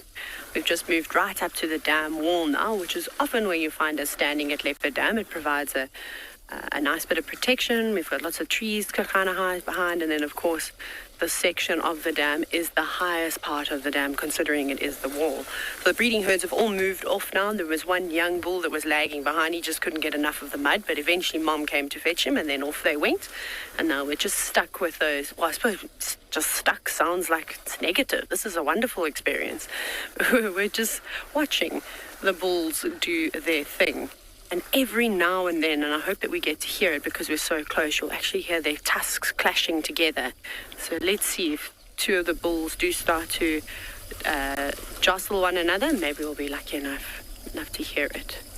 It's so loud, and those are one of the things that we listen out for when we're in the bush. We don't just listen out for elephants breaking branches or pulling up grass or a trumpet or a deep exhale or anything like that.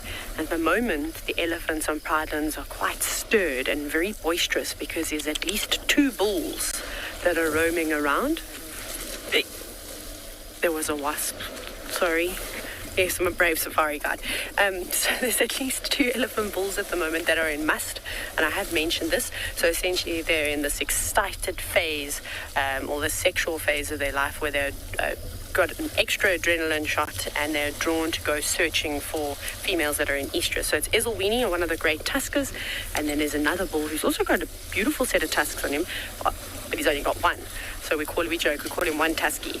And they have been causing so much havoc. So I think these boys are quite happy that they're not around the musk bulls at the moment, because they normally feel it worse than anybody. They get too close, they get chased off, and that's also when elephants might kill one another. And it's not that uncommon, it does happen. You know, you don't really want to get on the bad side of a musk bull, especially if you're a younger male. But can you hear that sound now of them clashing their tusks?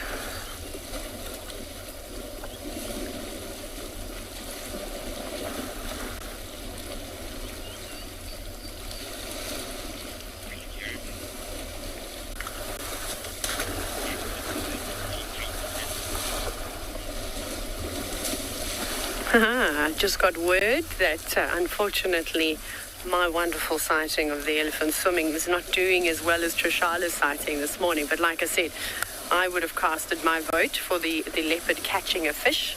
So thank you so much for all of you participating. Keep on voting though, it's not quite over just yet. Who knows? This is of course the wild and anything could happen. We could have a herd of 100 buffalo come down and join the sighting. That might increase our votes a little bit. But I'm not too worried if I lose. We're both winners, 100%. I also love the way that those elephants smack their trunks on the water, creating a huge splash. And that's apparently supposed to be intimidating. Makes me chuckle. Maybe not if I was in the water with them. Anyways, our elephants are moving on, so I think that that's our cue to go and find some other things. Or if we go all the way across back to the east coast to Phinda to see how their morning is doing.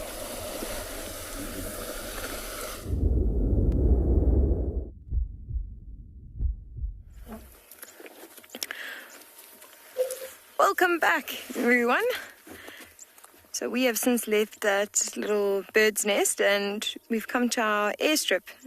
We've come across these 2 male zebra that, as you can see, they've been enjoying the mud that's been produced from the heavy rains we had last night.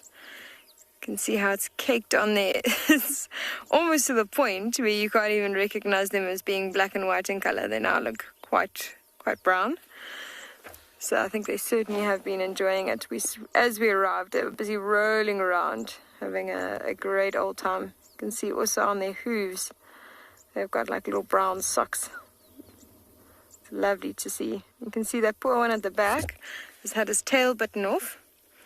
So as I said, these are 2 males. And what most likely happened is he had a fight with another male. Possibly a male trying to steal one of his females. And got his tail bitten off. You know, you'll quite often see zebra without their tails. And it's one of the more vicious traits of the animals. You know, they've got these quite hard teeth, you know, only molar teeth, but they can still bite through something as thick as their tails.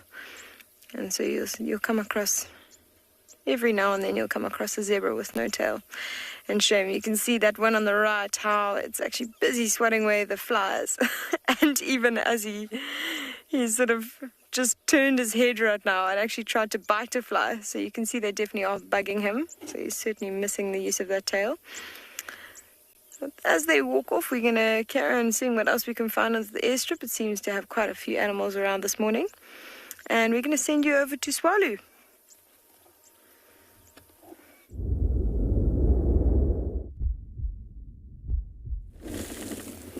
Alrighty, we have got this Lena falcon in here and it's busy chasing and mobbing that pale chanting goshawk that we saw a couple of minutes ago. The goshawk came in, landed on a big camel thorn, and instantaneously 2 of these birds took off and they came straight for that goshawk. It's trying to pick up on where it's gone now.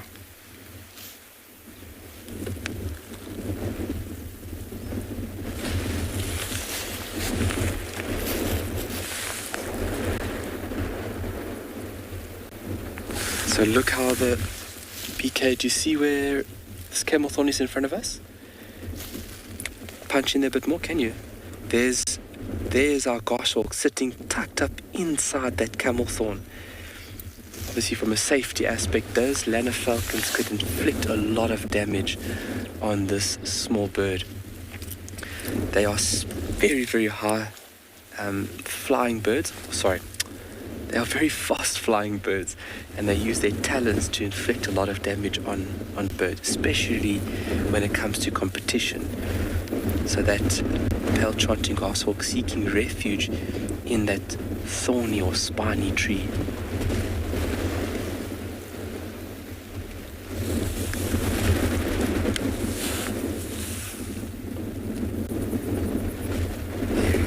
A little bit of adjustment on his feathers after his close call.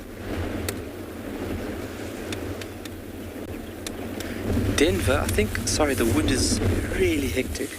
Can birds kill one another in mid-air? Denver, if you take a look at the peregrine falcon, it is a high-speed aerial killer. It actually kills birds on the wing and going extremely high and then coming down at ferocious speed. We're talking exceeding 300 kilometers an hour. And I mean, at 300 kilometers an hour, the bird strikes prey or an opponent with its talons, and almost instantaneously it is lights out. So yes, birds can strike other birds and kill each other mid-air. But while this bird is sitting on the outskirts like this, it is also still vulnerable. So a Lena falcon could come across and strike it with its talons, and you could break something very easily, where those talons are fairly strong and the bird does come in with a lot of speed. I think the bird's sitting here on the right. Here it comes here, BK. Here comes the Lena falcon. You can see a very, very strong flight pattern. And this bird uses speed. I've seen footage of a duck sitting on the ground and this Lena falcon coming across the stream. You can't even see it, it's just a flash. BK obviously doing a great job of keeping up with it. Very fast flying bird, but definitely outwitted and outmaneuvered by that Lena falcon in terms of speed and maneuverability.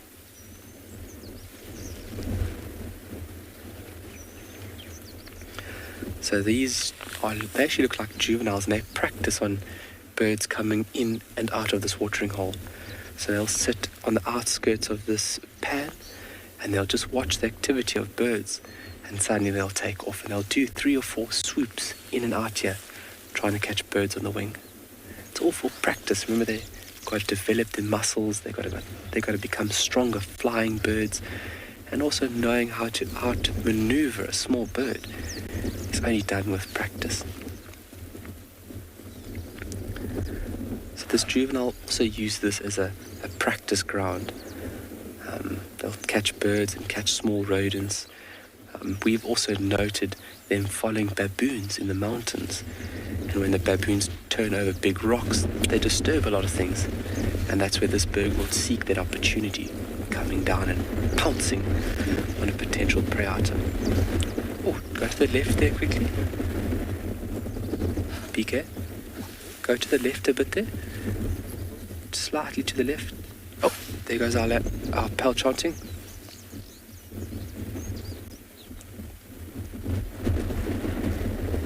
Okay. He's perched up there on that very beautiful camel thorn.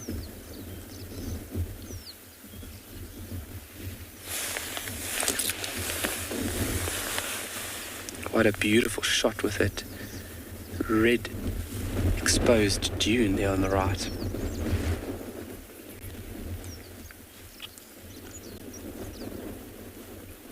So in flight like this, taking out a competitor, even if an opponent had to grab hold of the bird's wing, you can inflict a lot of damage, and that in the long run could be detrimental to the flight of this bird. Lovely to see these juveniles, because it is a treat, because you're always learning when it comes to raptors, and they can be very tricky, like I've mentioned. Ooh, talk about something mentioned. Somebody asked a brilliant question yesterday regarding birds and allergies. And yes, birds, I think the question was, can birds have allergies? And yes, they can. They can have allergies to pollen, mold, and even cleaning products. And you can actually see it via the redness in the eyes, discharge from the nose. So a great question, obviously one that expanded my knowledge yesterday. So thank you to the viewer that asked that.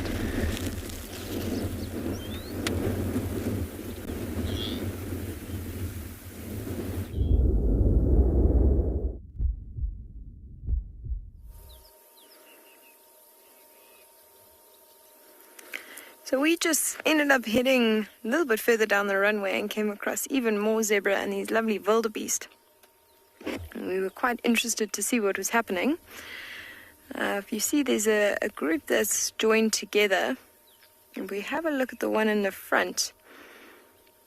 It's quite a bit bigger, especially now that female's gone and stood right next to him. It's actually a really nice comparison in size. You can see he's a bit bigger. The muscles around his neck are a bit more prominent.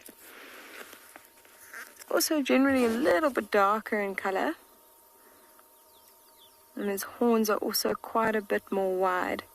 And of course the easiest way to tell that the one in the middle is a female is because she's got a calf right next to her, and the calf staying very close to her.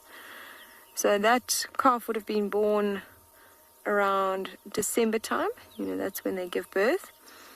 So quite easy to age. It's probably about 3 or 4 months now. And what's lovely to see, if you have a look at that male, you look at his head, you can have a look at all that mud that he's caked on his head and on the horns. And that's quite typical for this time of the year. He's a territorial male, and part of him displaying on his territory is he's got a little midden where he rolls around in. He drops all his dung and he gets the scent of his dung on himself, but he also gets tries to get a whole lot of mud on his horns. And as he's doing that, he inevitably gets a lot of mud on his face, just like we're seeing now. And that's to make himself look as big as and impressive as possible. So if another male were to come across and want to take over his territory, he might rethink his decision, because now suddenly this male looks like he's got thicker, more intimidating horns. And what's quite unusual to see is that we're just seeing one female, one calf. Now, normally you'll see with the females, they'll travel in a larger herd with quite a number of young. And I think what might have happened is he's managed to keep her in his territory, and perhaps a male on the outskirts managed to sort of herd all the rest of the females onto his territory. And this male's managed to keep her here. You can see also all the animals are starting now. You can see the zebras have joined in. And they've just decided that that's a really nice shady spot. As we've been sitting here, you can actually feel how it's heating up. So they're all going to stand in the shade for a little bit just to get a bit cooler. So we're going to carry on and see what else we can find in the area. It's starting to get hot, so we're going to start looking in the shady patches. But in the meantime, we're going to send you off to another ranger and see what they've managed to find.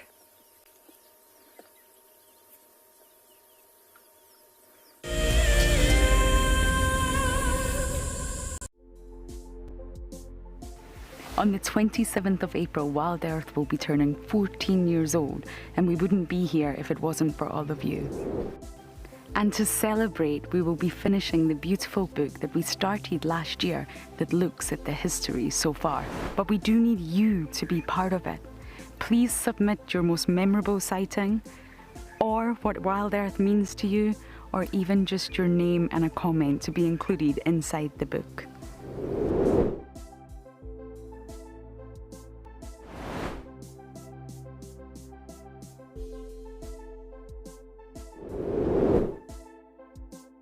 Head over to the website to add your name and reserve your copy.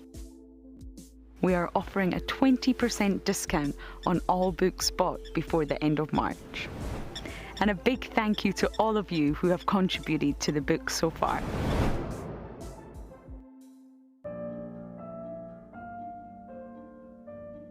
With a slew of potential dangers lurking, it's essential to be aware of your surroundings whilst walking in the wilderness. 20 yards away from one of the most endangered species. This is a big bull. What a moment, what a close encounter with an Ellie bull. He's just over here now. He's moved completely away.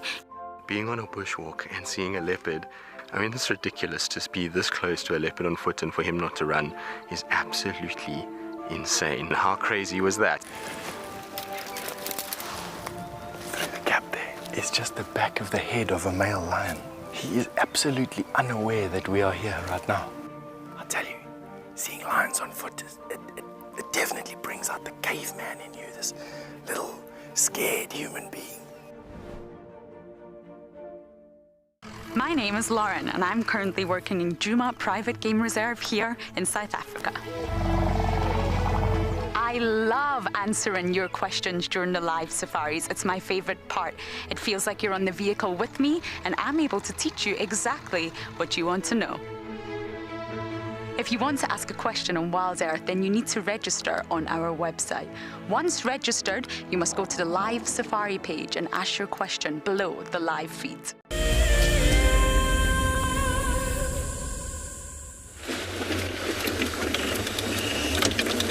Hello everybody, welcome back to Djuma, where we've moved on from our very sleepy male lion.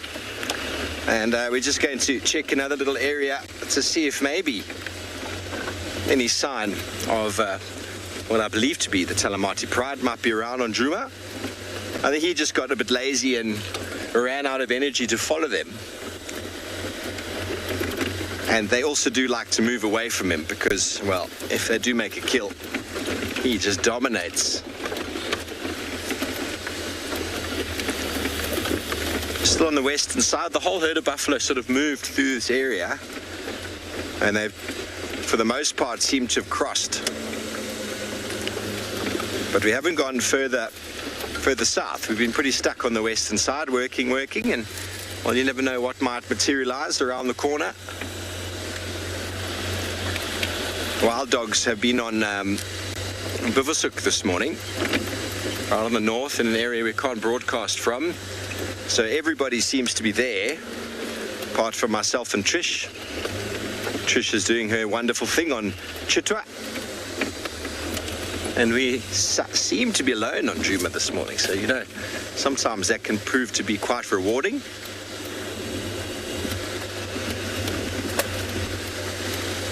I was chatting with one of the Simbambili guides last night, Justin, and they haven't seen Shadulu in 3 days. They reckon she's on Djuma, and Trish said that she had tracks of Shadulu around sort of where we found Kara yesterday morning. So it's possible both of them are on the property.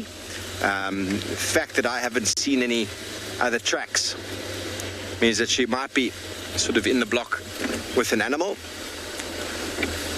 feeding on an animal, not having fun or playing with an animal. So we check. This is a nice area. This is an area we used to spend a lot of time with Hukumuri. This western section just inside here on the right is the infamous Hukumuri Warthog Hotel that he used to go and visit quite regularly. He used to check in and check out piglets on demand. Okay, well, we're going to carry on here, see what we can find, and once again, we're going to send you back over to Swallow Kalahari.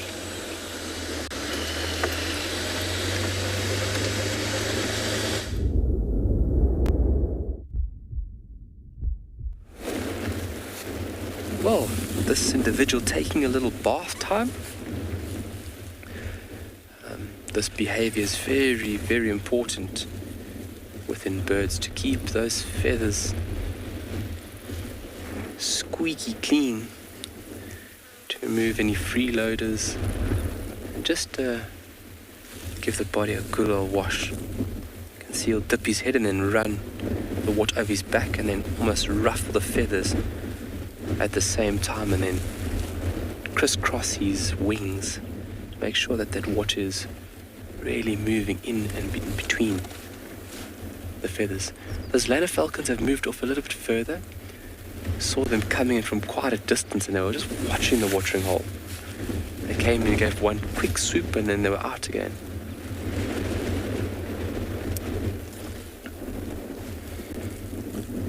But this individual not too worried about them.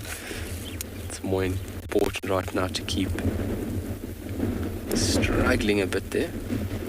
Now what it's going to do is just go up to a perched position, and this is where he'll dry off those feathers and then readjust them, realign them using his beak, most importantly his beak, just to make sure that everything is in check.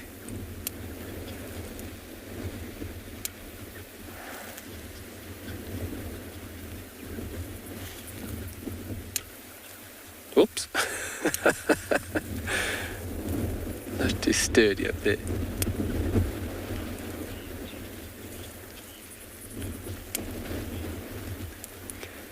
A lot of birds starting to come into this watering hole, and hopefully we have those lanner falcons coming in and providing us with some entertainment, because that is really entertaining watching these birds fly in and out. And they just cut through the air with such grace. Obviously now with the wind speed that we've got blowing in from the east, those birds don't really need to do a lot of flapping. They would just use the wind speed itself and then basically adjust their wings to move and maneuver them through the air. But this individual keeping watchful eye. Oh, and there he goes.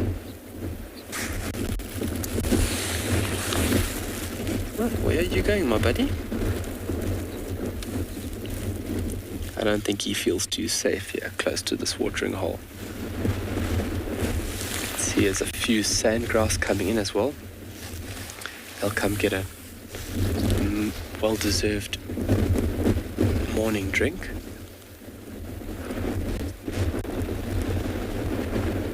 Ah, there comes the lanner falcon on the left here.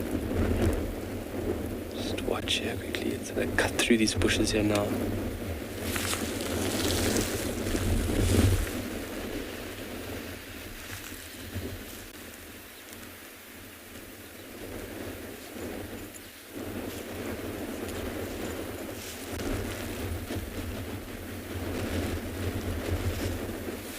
So this is a very important source of water for animals far and wide, and it is.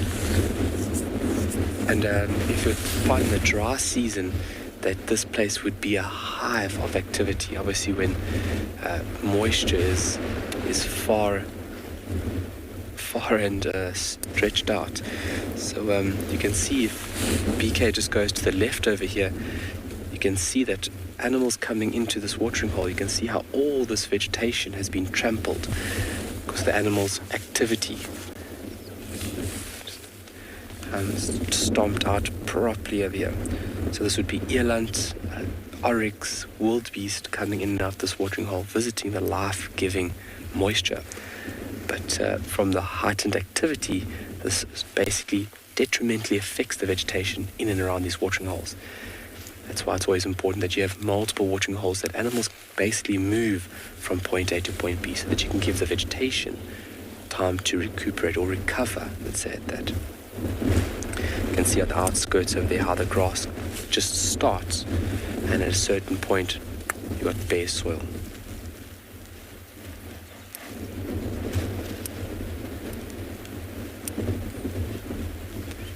The vastness, eh?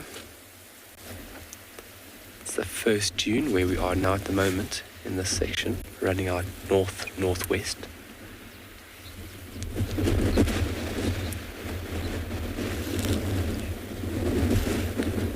All right, talking about vastness, let's send you over to Trishala on the other side of the country.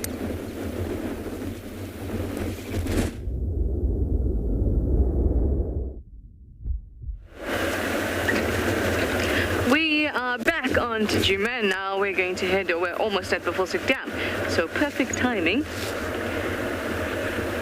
I like having an up dam, because we're coming from Hippo Pools Road, I had that in the morning. southeast of the dam. And there's a beautiful reveal, which Impo, of course, will show you.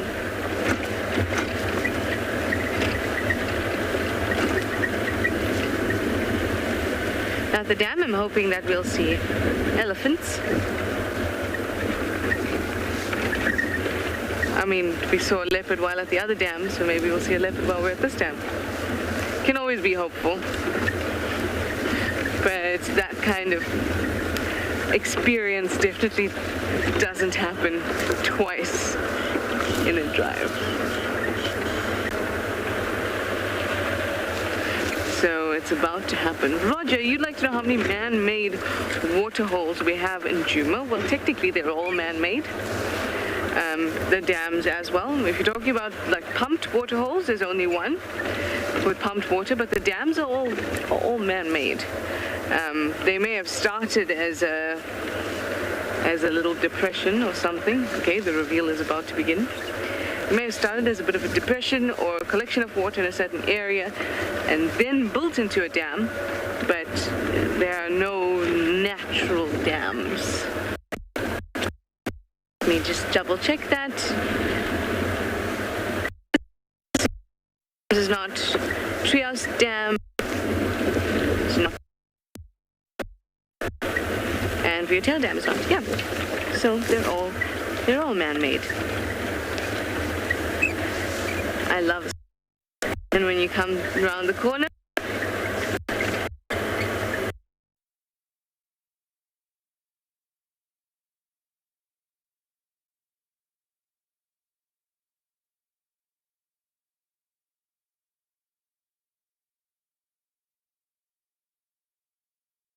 come from Chitwa, it doesn't look all that expensive. Gorgeous, gorgeous. We'll just pop into the dam wall.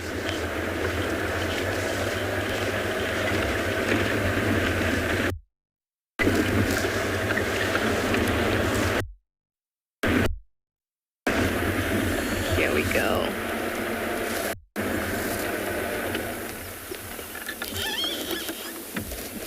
So peaceful.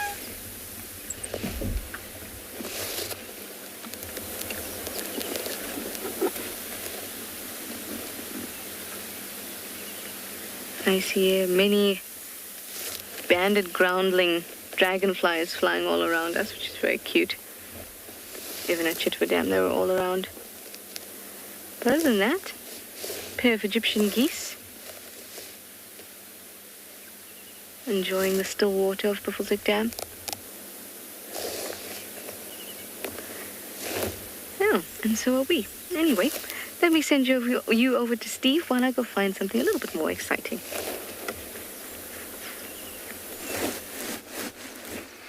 Welcome back, everybody. Well, we found one of the birds that will make the Egyptian geese tremble in their feathers, in their fat feet. A martial eagle perched on top of the tree there. He flew away from us a moment ago as we came around the corner. He was in another dead tree. And now here is a fully mature, seemingly, from what I saw, fully mature martial eagle.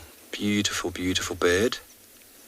You can actually see from the side of his head, he's got that little bit of a crest, something we often see in the Wahlbergs. But the size of him, you just can't compare.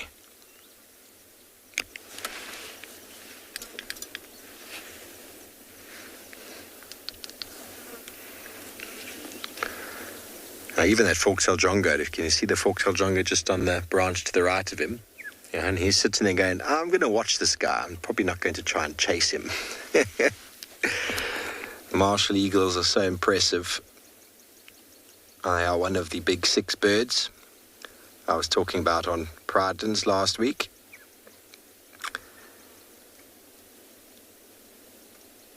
The numbers are quite healthy in the Cape, but up here or around South Africa, their numbers aren't great because obviously many people, farmers and the like, have the belief that martial eagles are killing their livestock.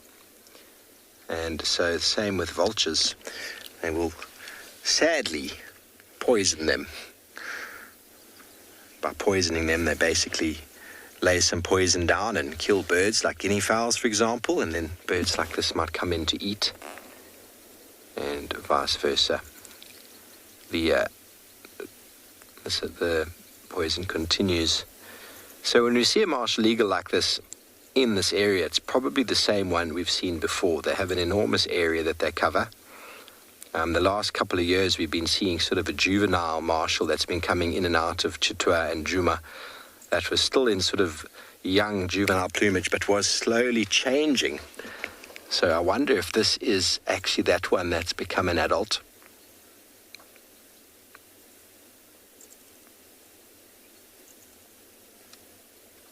He's feeling a bit ruffled.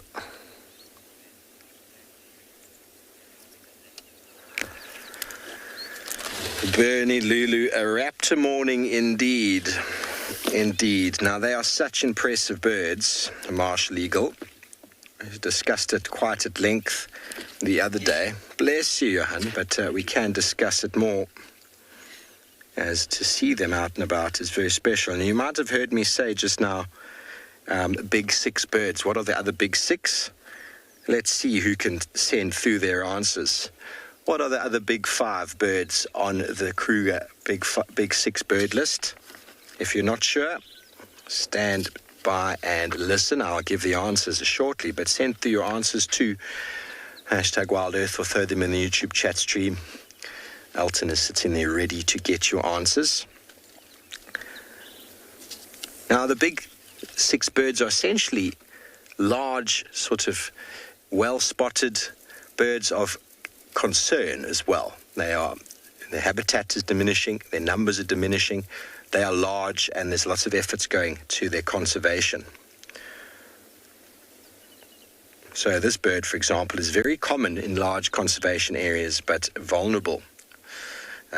Near threatened on the IUCN, South Africa vulnerable, and uncommon elsewhere. But in the Cape, due to certain changes and due to sort of the change in agriculture, their numbers have actually increased.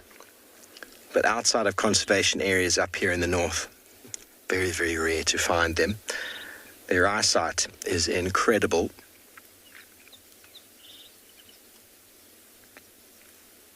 And soaring in the sky at 5-6 kilometers away, they can see prey, which they then dive down and smash. One of their primary food sources is small game, small pheasant-like birds, guinea fowl, franklins, monitor lizards. I've had one on a steenbok as well as a sharp's grijsbok. Obviously, if a scrub hare dares to move out, they will fall prey.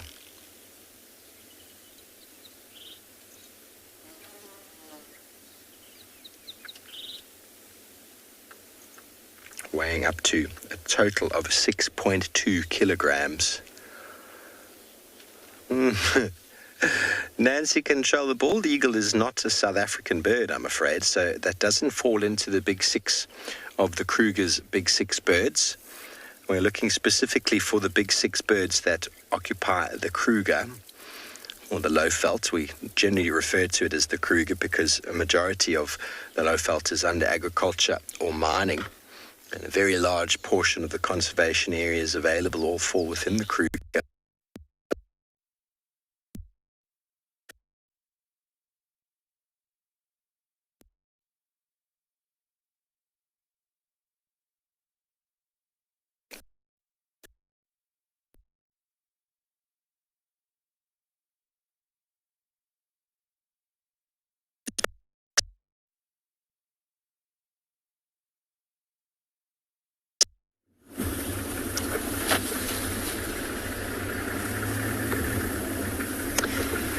So we have been looking all over for any signs of anything else. And we've even come to this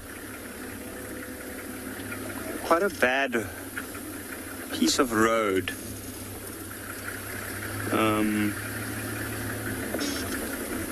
Unfortunately, after the heavy rains, a lot of the roads have been washed away in certain sections. And that can make it a little bit tricky driving around the riverbed.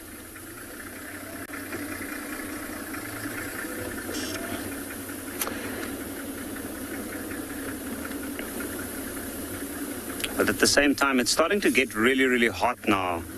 And at least the predatory animals will now be looking for shade. They'll be looking for areas where we won't be able to find them as easily. And then other animals will be looking for shade as well. So that's why it is actually a good idea to be driving and moving around the riverbed, on the banks or nearby. There are animals like giraffes that might be using the shade of taller trees. The birds and also the impalas.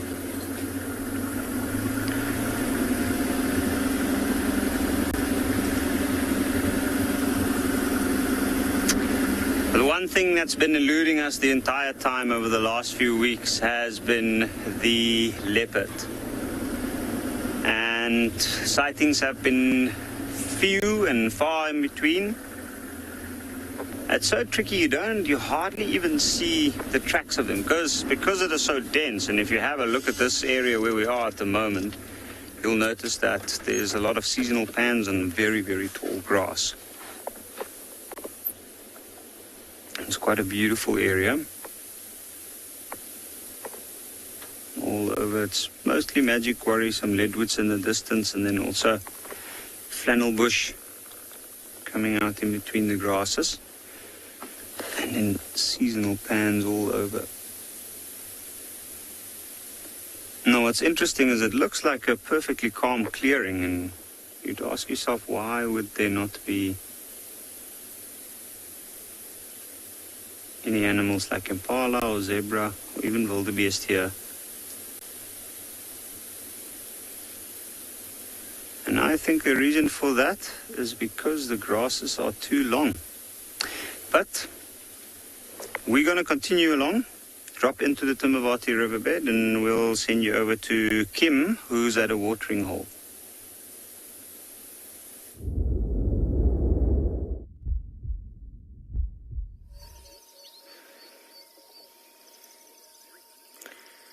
Well, this rain has done wonders for, I think, South Africa in general. You know, Yapi's got that long grass that he's been talking about there. We've also got incredibly long grass here at Pinda.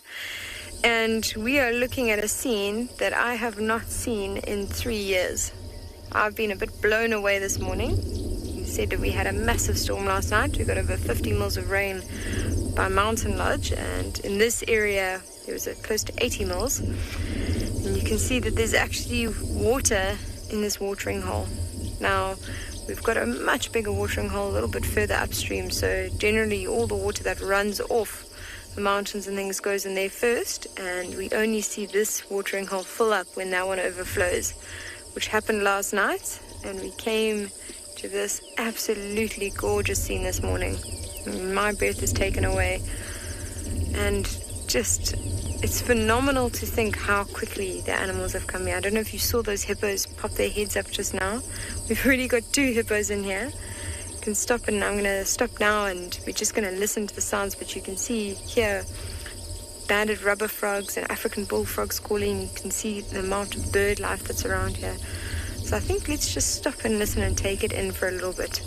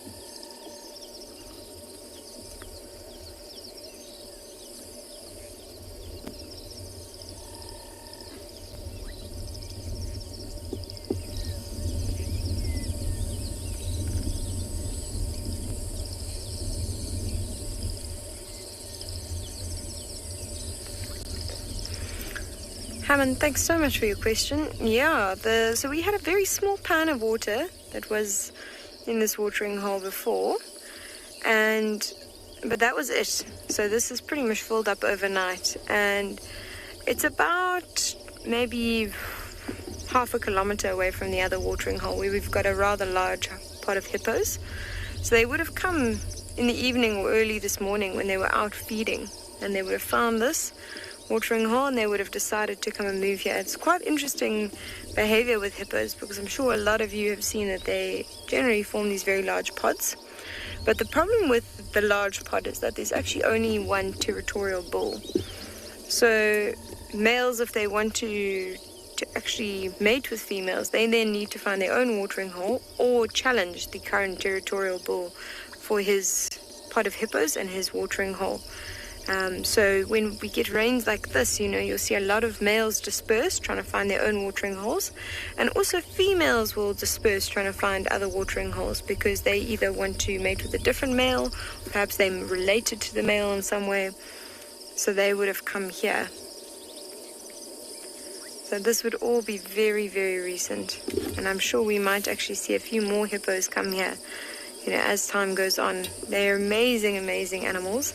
They can walk up to 11 kilometers in the evening. Obviously, in times like this, they're not going to walk very far because we've got such luscious green grass all over the place. There's no real need for them to disperse too far. But when it was really dry, we actually even saw tracks of them in the far western side of the reserve where there's almost no water. And they were dispersing that far just to feed, which was quite something.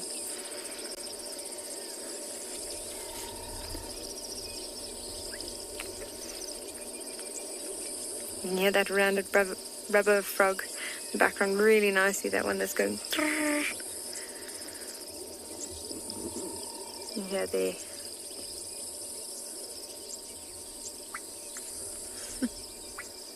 There's a bubbling casino going there.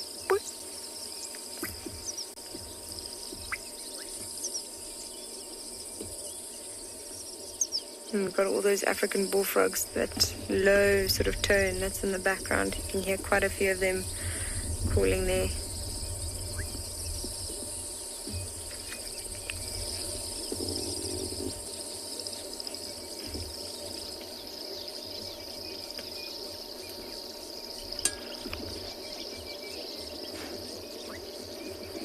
This is probably my favorite thing to sit and do when I'm on game drive, is just stop at a watering hole for a little while and sort of just take it in, because there's nothing more peaceful than having a light breeze in your face and hearing just the sounds of all those small animals that we don't tend to spend too much time appreciating. You can see a whole lot of barn swallows that are going down, getting a drink of water. There's that hippo putting his head up again, or probably her head, because I think there's two. I think there might be a calf with her as well. You can see that head's coming out really nicely. You can see that beautiful little sort of pale pink skin around the eyes and in the ears.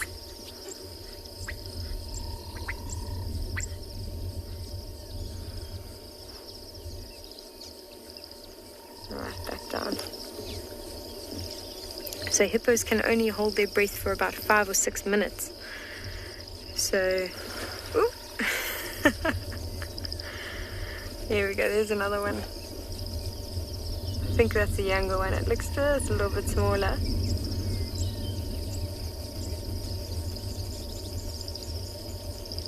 It's got some wrinkles on the back of its head as well. So luckily with hippos, you generally know when they're in the watering hole because they can't stay under for too long. Opposite with crocodiles, that they can hold their breath for an hour. So I would always recommend you being very cautious and not just assuming that there's no crocodiles because you haven't seen any, because they can stay hidden for a very, very long time. And they can walk massive, massive distances. I actually saw one just after our first big rains. At night, I was driving over one of the mountain ranges on my way back to the lodge, and I literally came across a crocodile in the middle of the road on the top of a mountain. And he's crossing right to the western side of the reserve, just trying to find a new watering hole to stay in.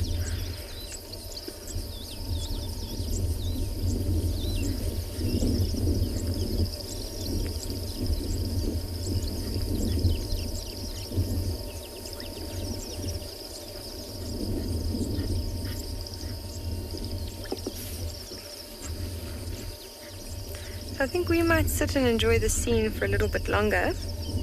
It's starting to get a little bit hot now, so I think a lot of the animals have found a bit of shade or been taking in their afternoon naps.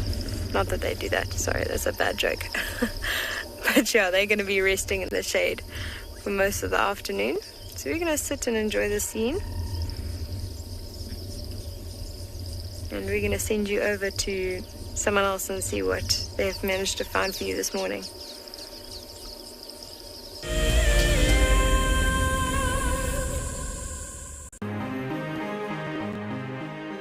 I'm absolutely delighted to have won the February prize draw for 3 nights for 6 people at the Dune Private Game Reserve. I absolutely love everything Wild Earth has to offer.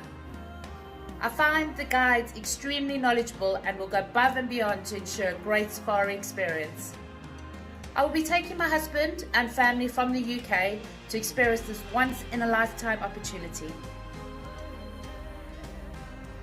One of the main reasons I joined the Wild Earth Explorer program was for the fireside chats and also to win an incredible prize, which I am so fortunate to win and incredibly happy. I would like to thank Wild Earth for this amazing prize and cannot wait to meet the team.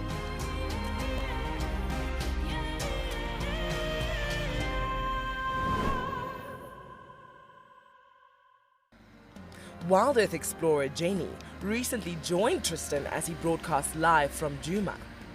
Awesome to kind of have a guest on board. I'm looking forward to this. This is Jenny. Hi everyone. And Jenny is the first of our Ticket to Dream holders. If you want to go on safari with a Wild Earth guide whilst honing your bush knowledge and of course featuring in one of our shows, then head over to our website. Literally being with Tristan on the vehicle today has been incredible. It has truly been a dream come true. Sign up to be a Wild Earth Explorer and you could be making your first ever on-screen appearance. I would highly recommend being a part of the Explorer program and being able to be a part of an interactive live drive.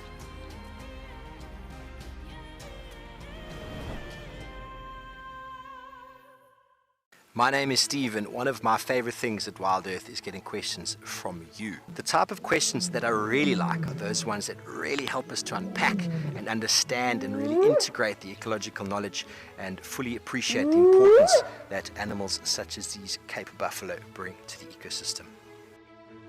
If you want to ask a question on Wild Earth, you're going to have to register on the website.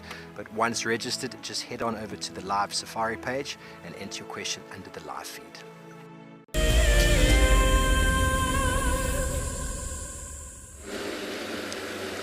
Welcome back, everybody. Well, finally we got to quarantine and we've found some leopard tracks heading in that direction, probably from Shadulu.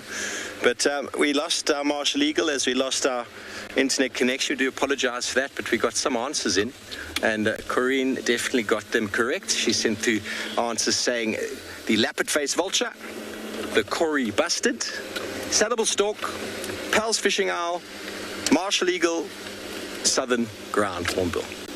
So well done to you. And I think there are a few more answers coming through. So if you guessed those 6, those are the 6 big birds in the Kruger that are conservationally important. Okay, so these tracks are going straight there to the Bush Braai site. Always like to check. So it seems like nobody else got them correct. So those are the big 6, everybody. Very important. They are quite big. James Richard, of course, James Richard got it right. Well done, sir. Okay, so these leopard tracks are from last night because the one I just saw there now has got a water thickney, or should I say spotted thickney track on it. And the thickneys are nocturnal. So we're going to have to work this area this morning. I mean, should I say this afternoon? Just get a double check of where she might have gotten to. It felt like she went straight through here, but I went straight to the west this morning, so I didn't get to check this area. But it is an area we like to check.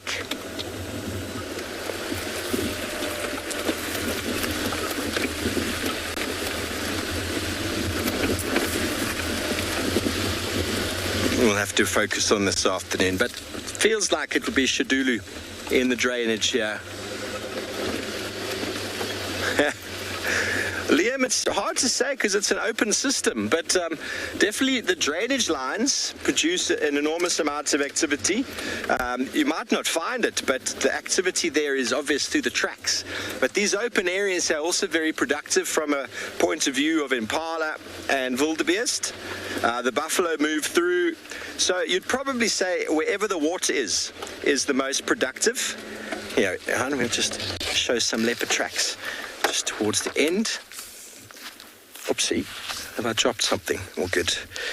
Here we go. There is one, been driven on, heading in this direction. Can you see that track there that I pointed at? You can see this one, perhaps.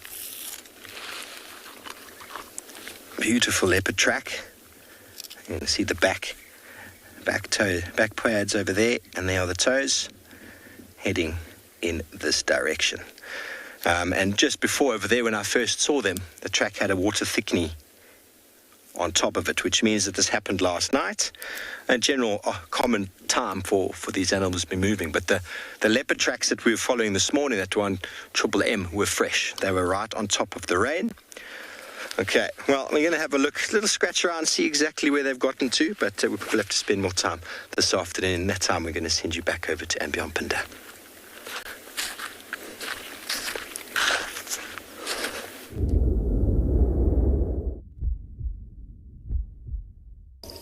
Welcome back. So we have decided to stay at this watering hole, and what is amazing, we've just started looking at these little bushes on the edge.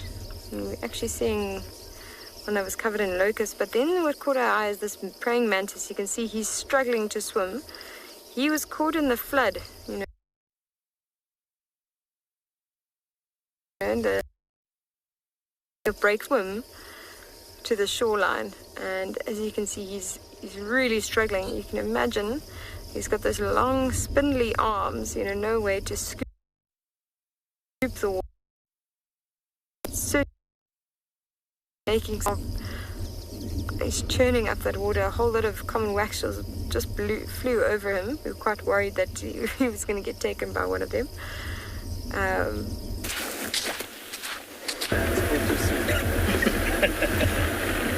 That time, we've got just a few seconds left of drive, and it's really heating up. We've got a lovely view of the bush that's given us so many gifts this morning. Look at this, just gorgeous. Well, like I said, it's that time, so thank you, everybody. Thanks for your questions and your comments. We'll see you then.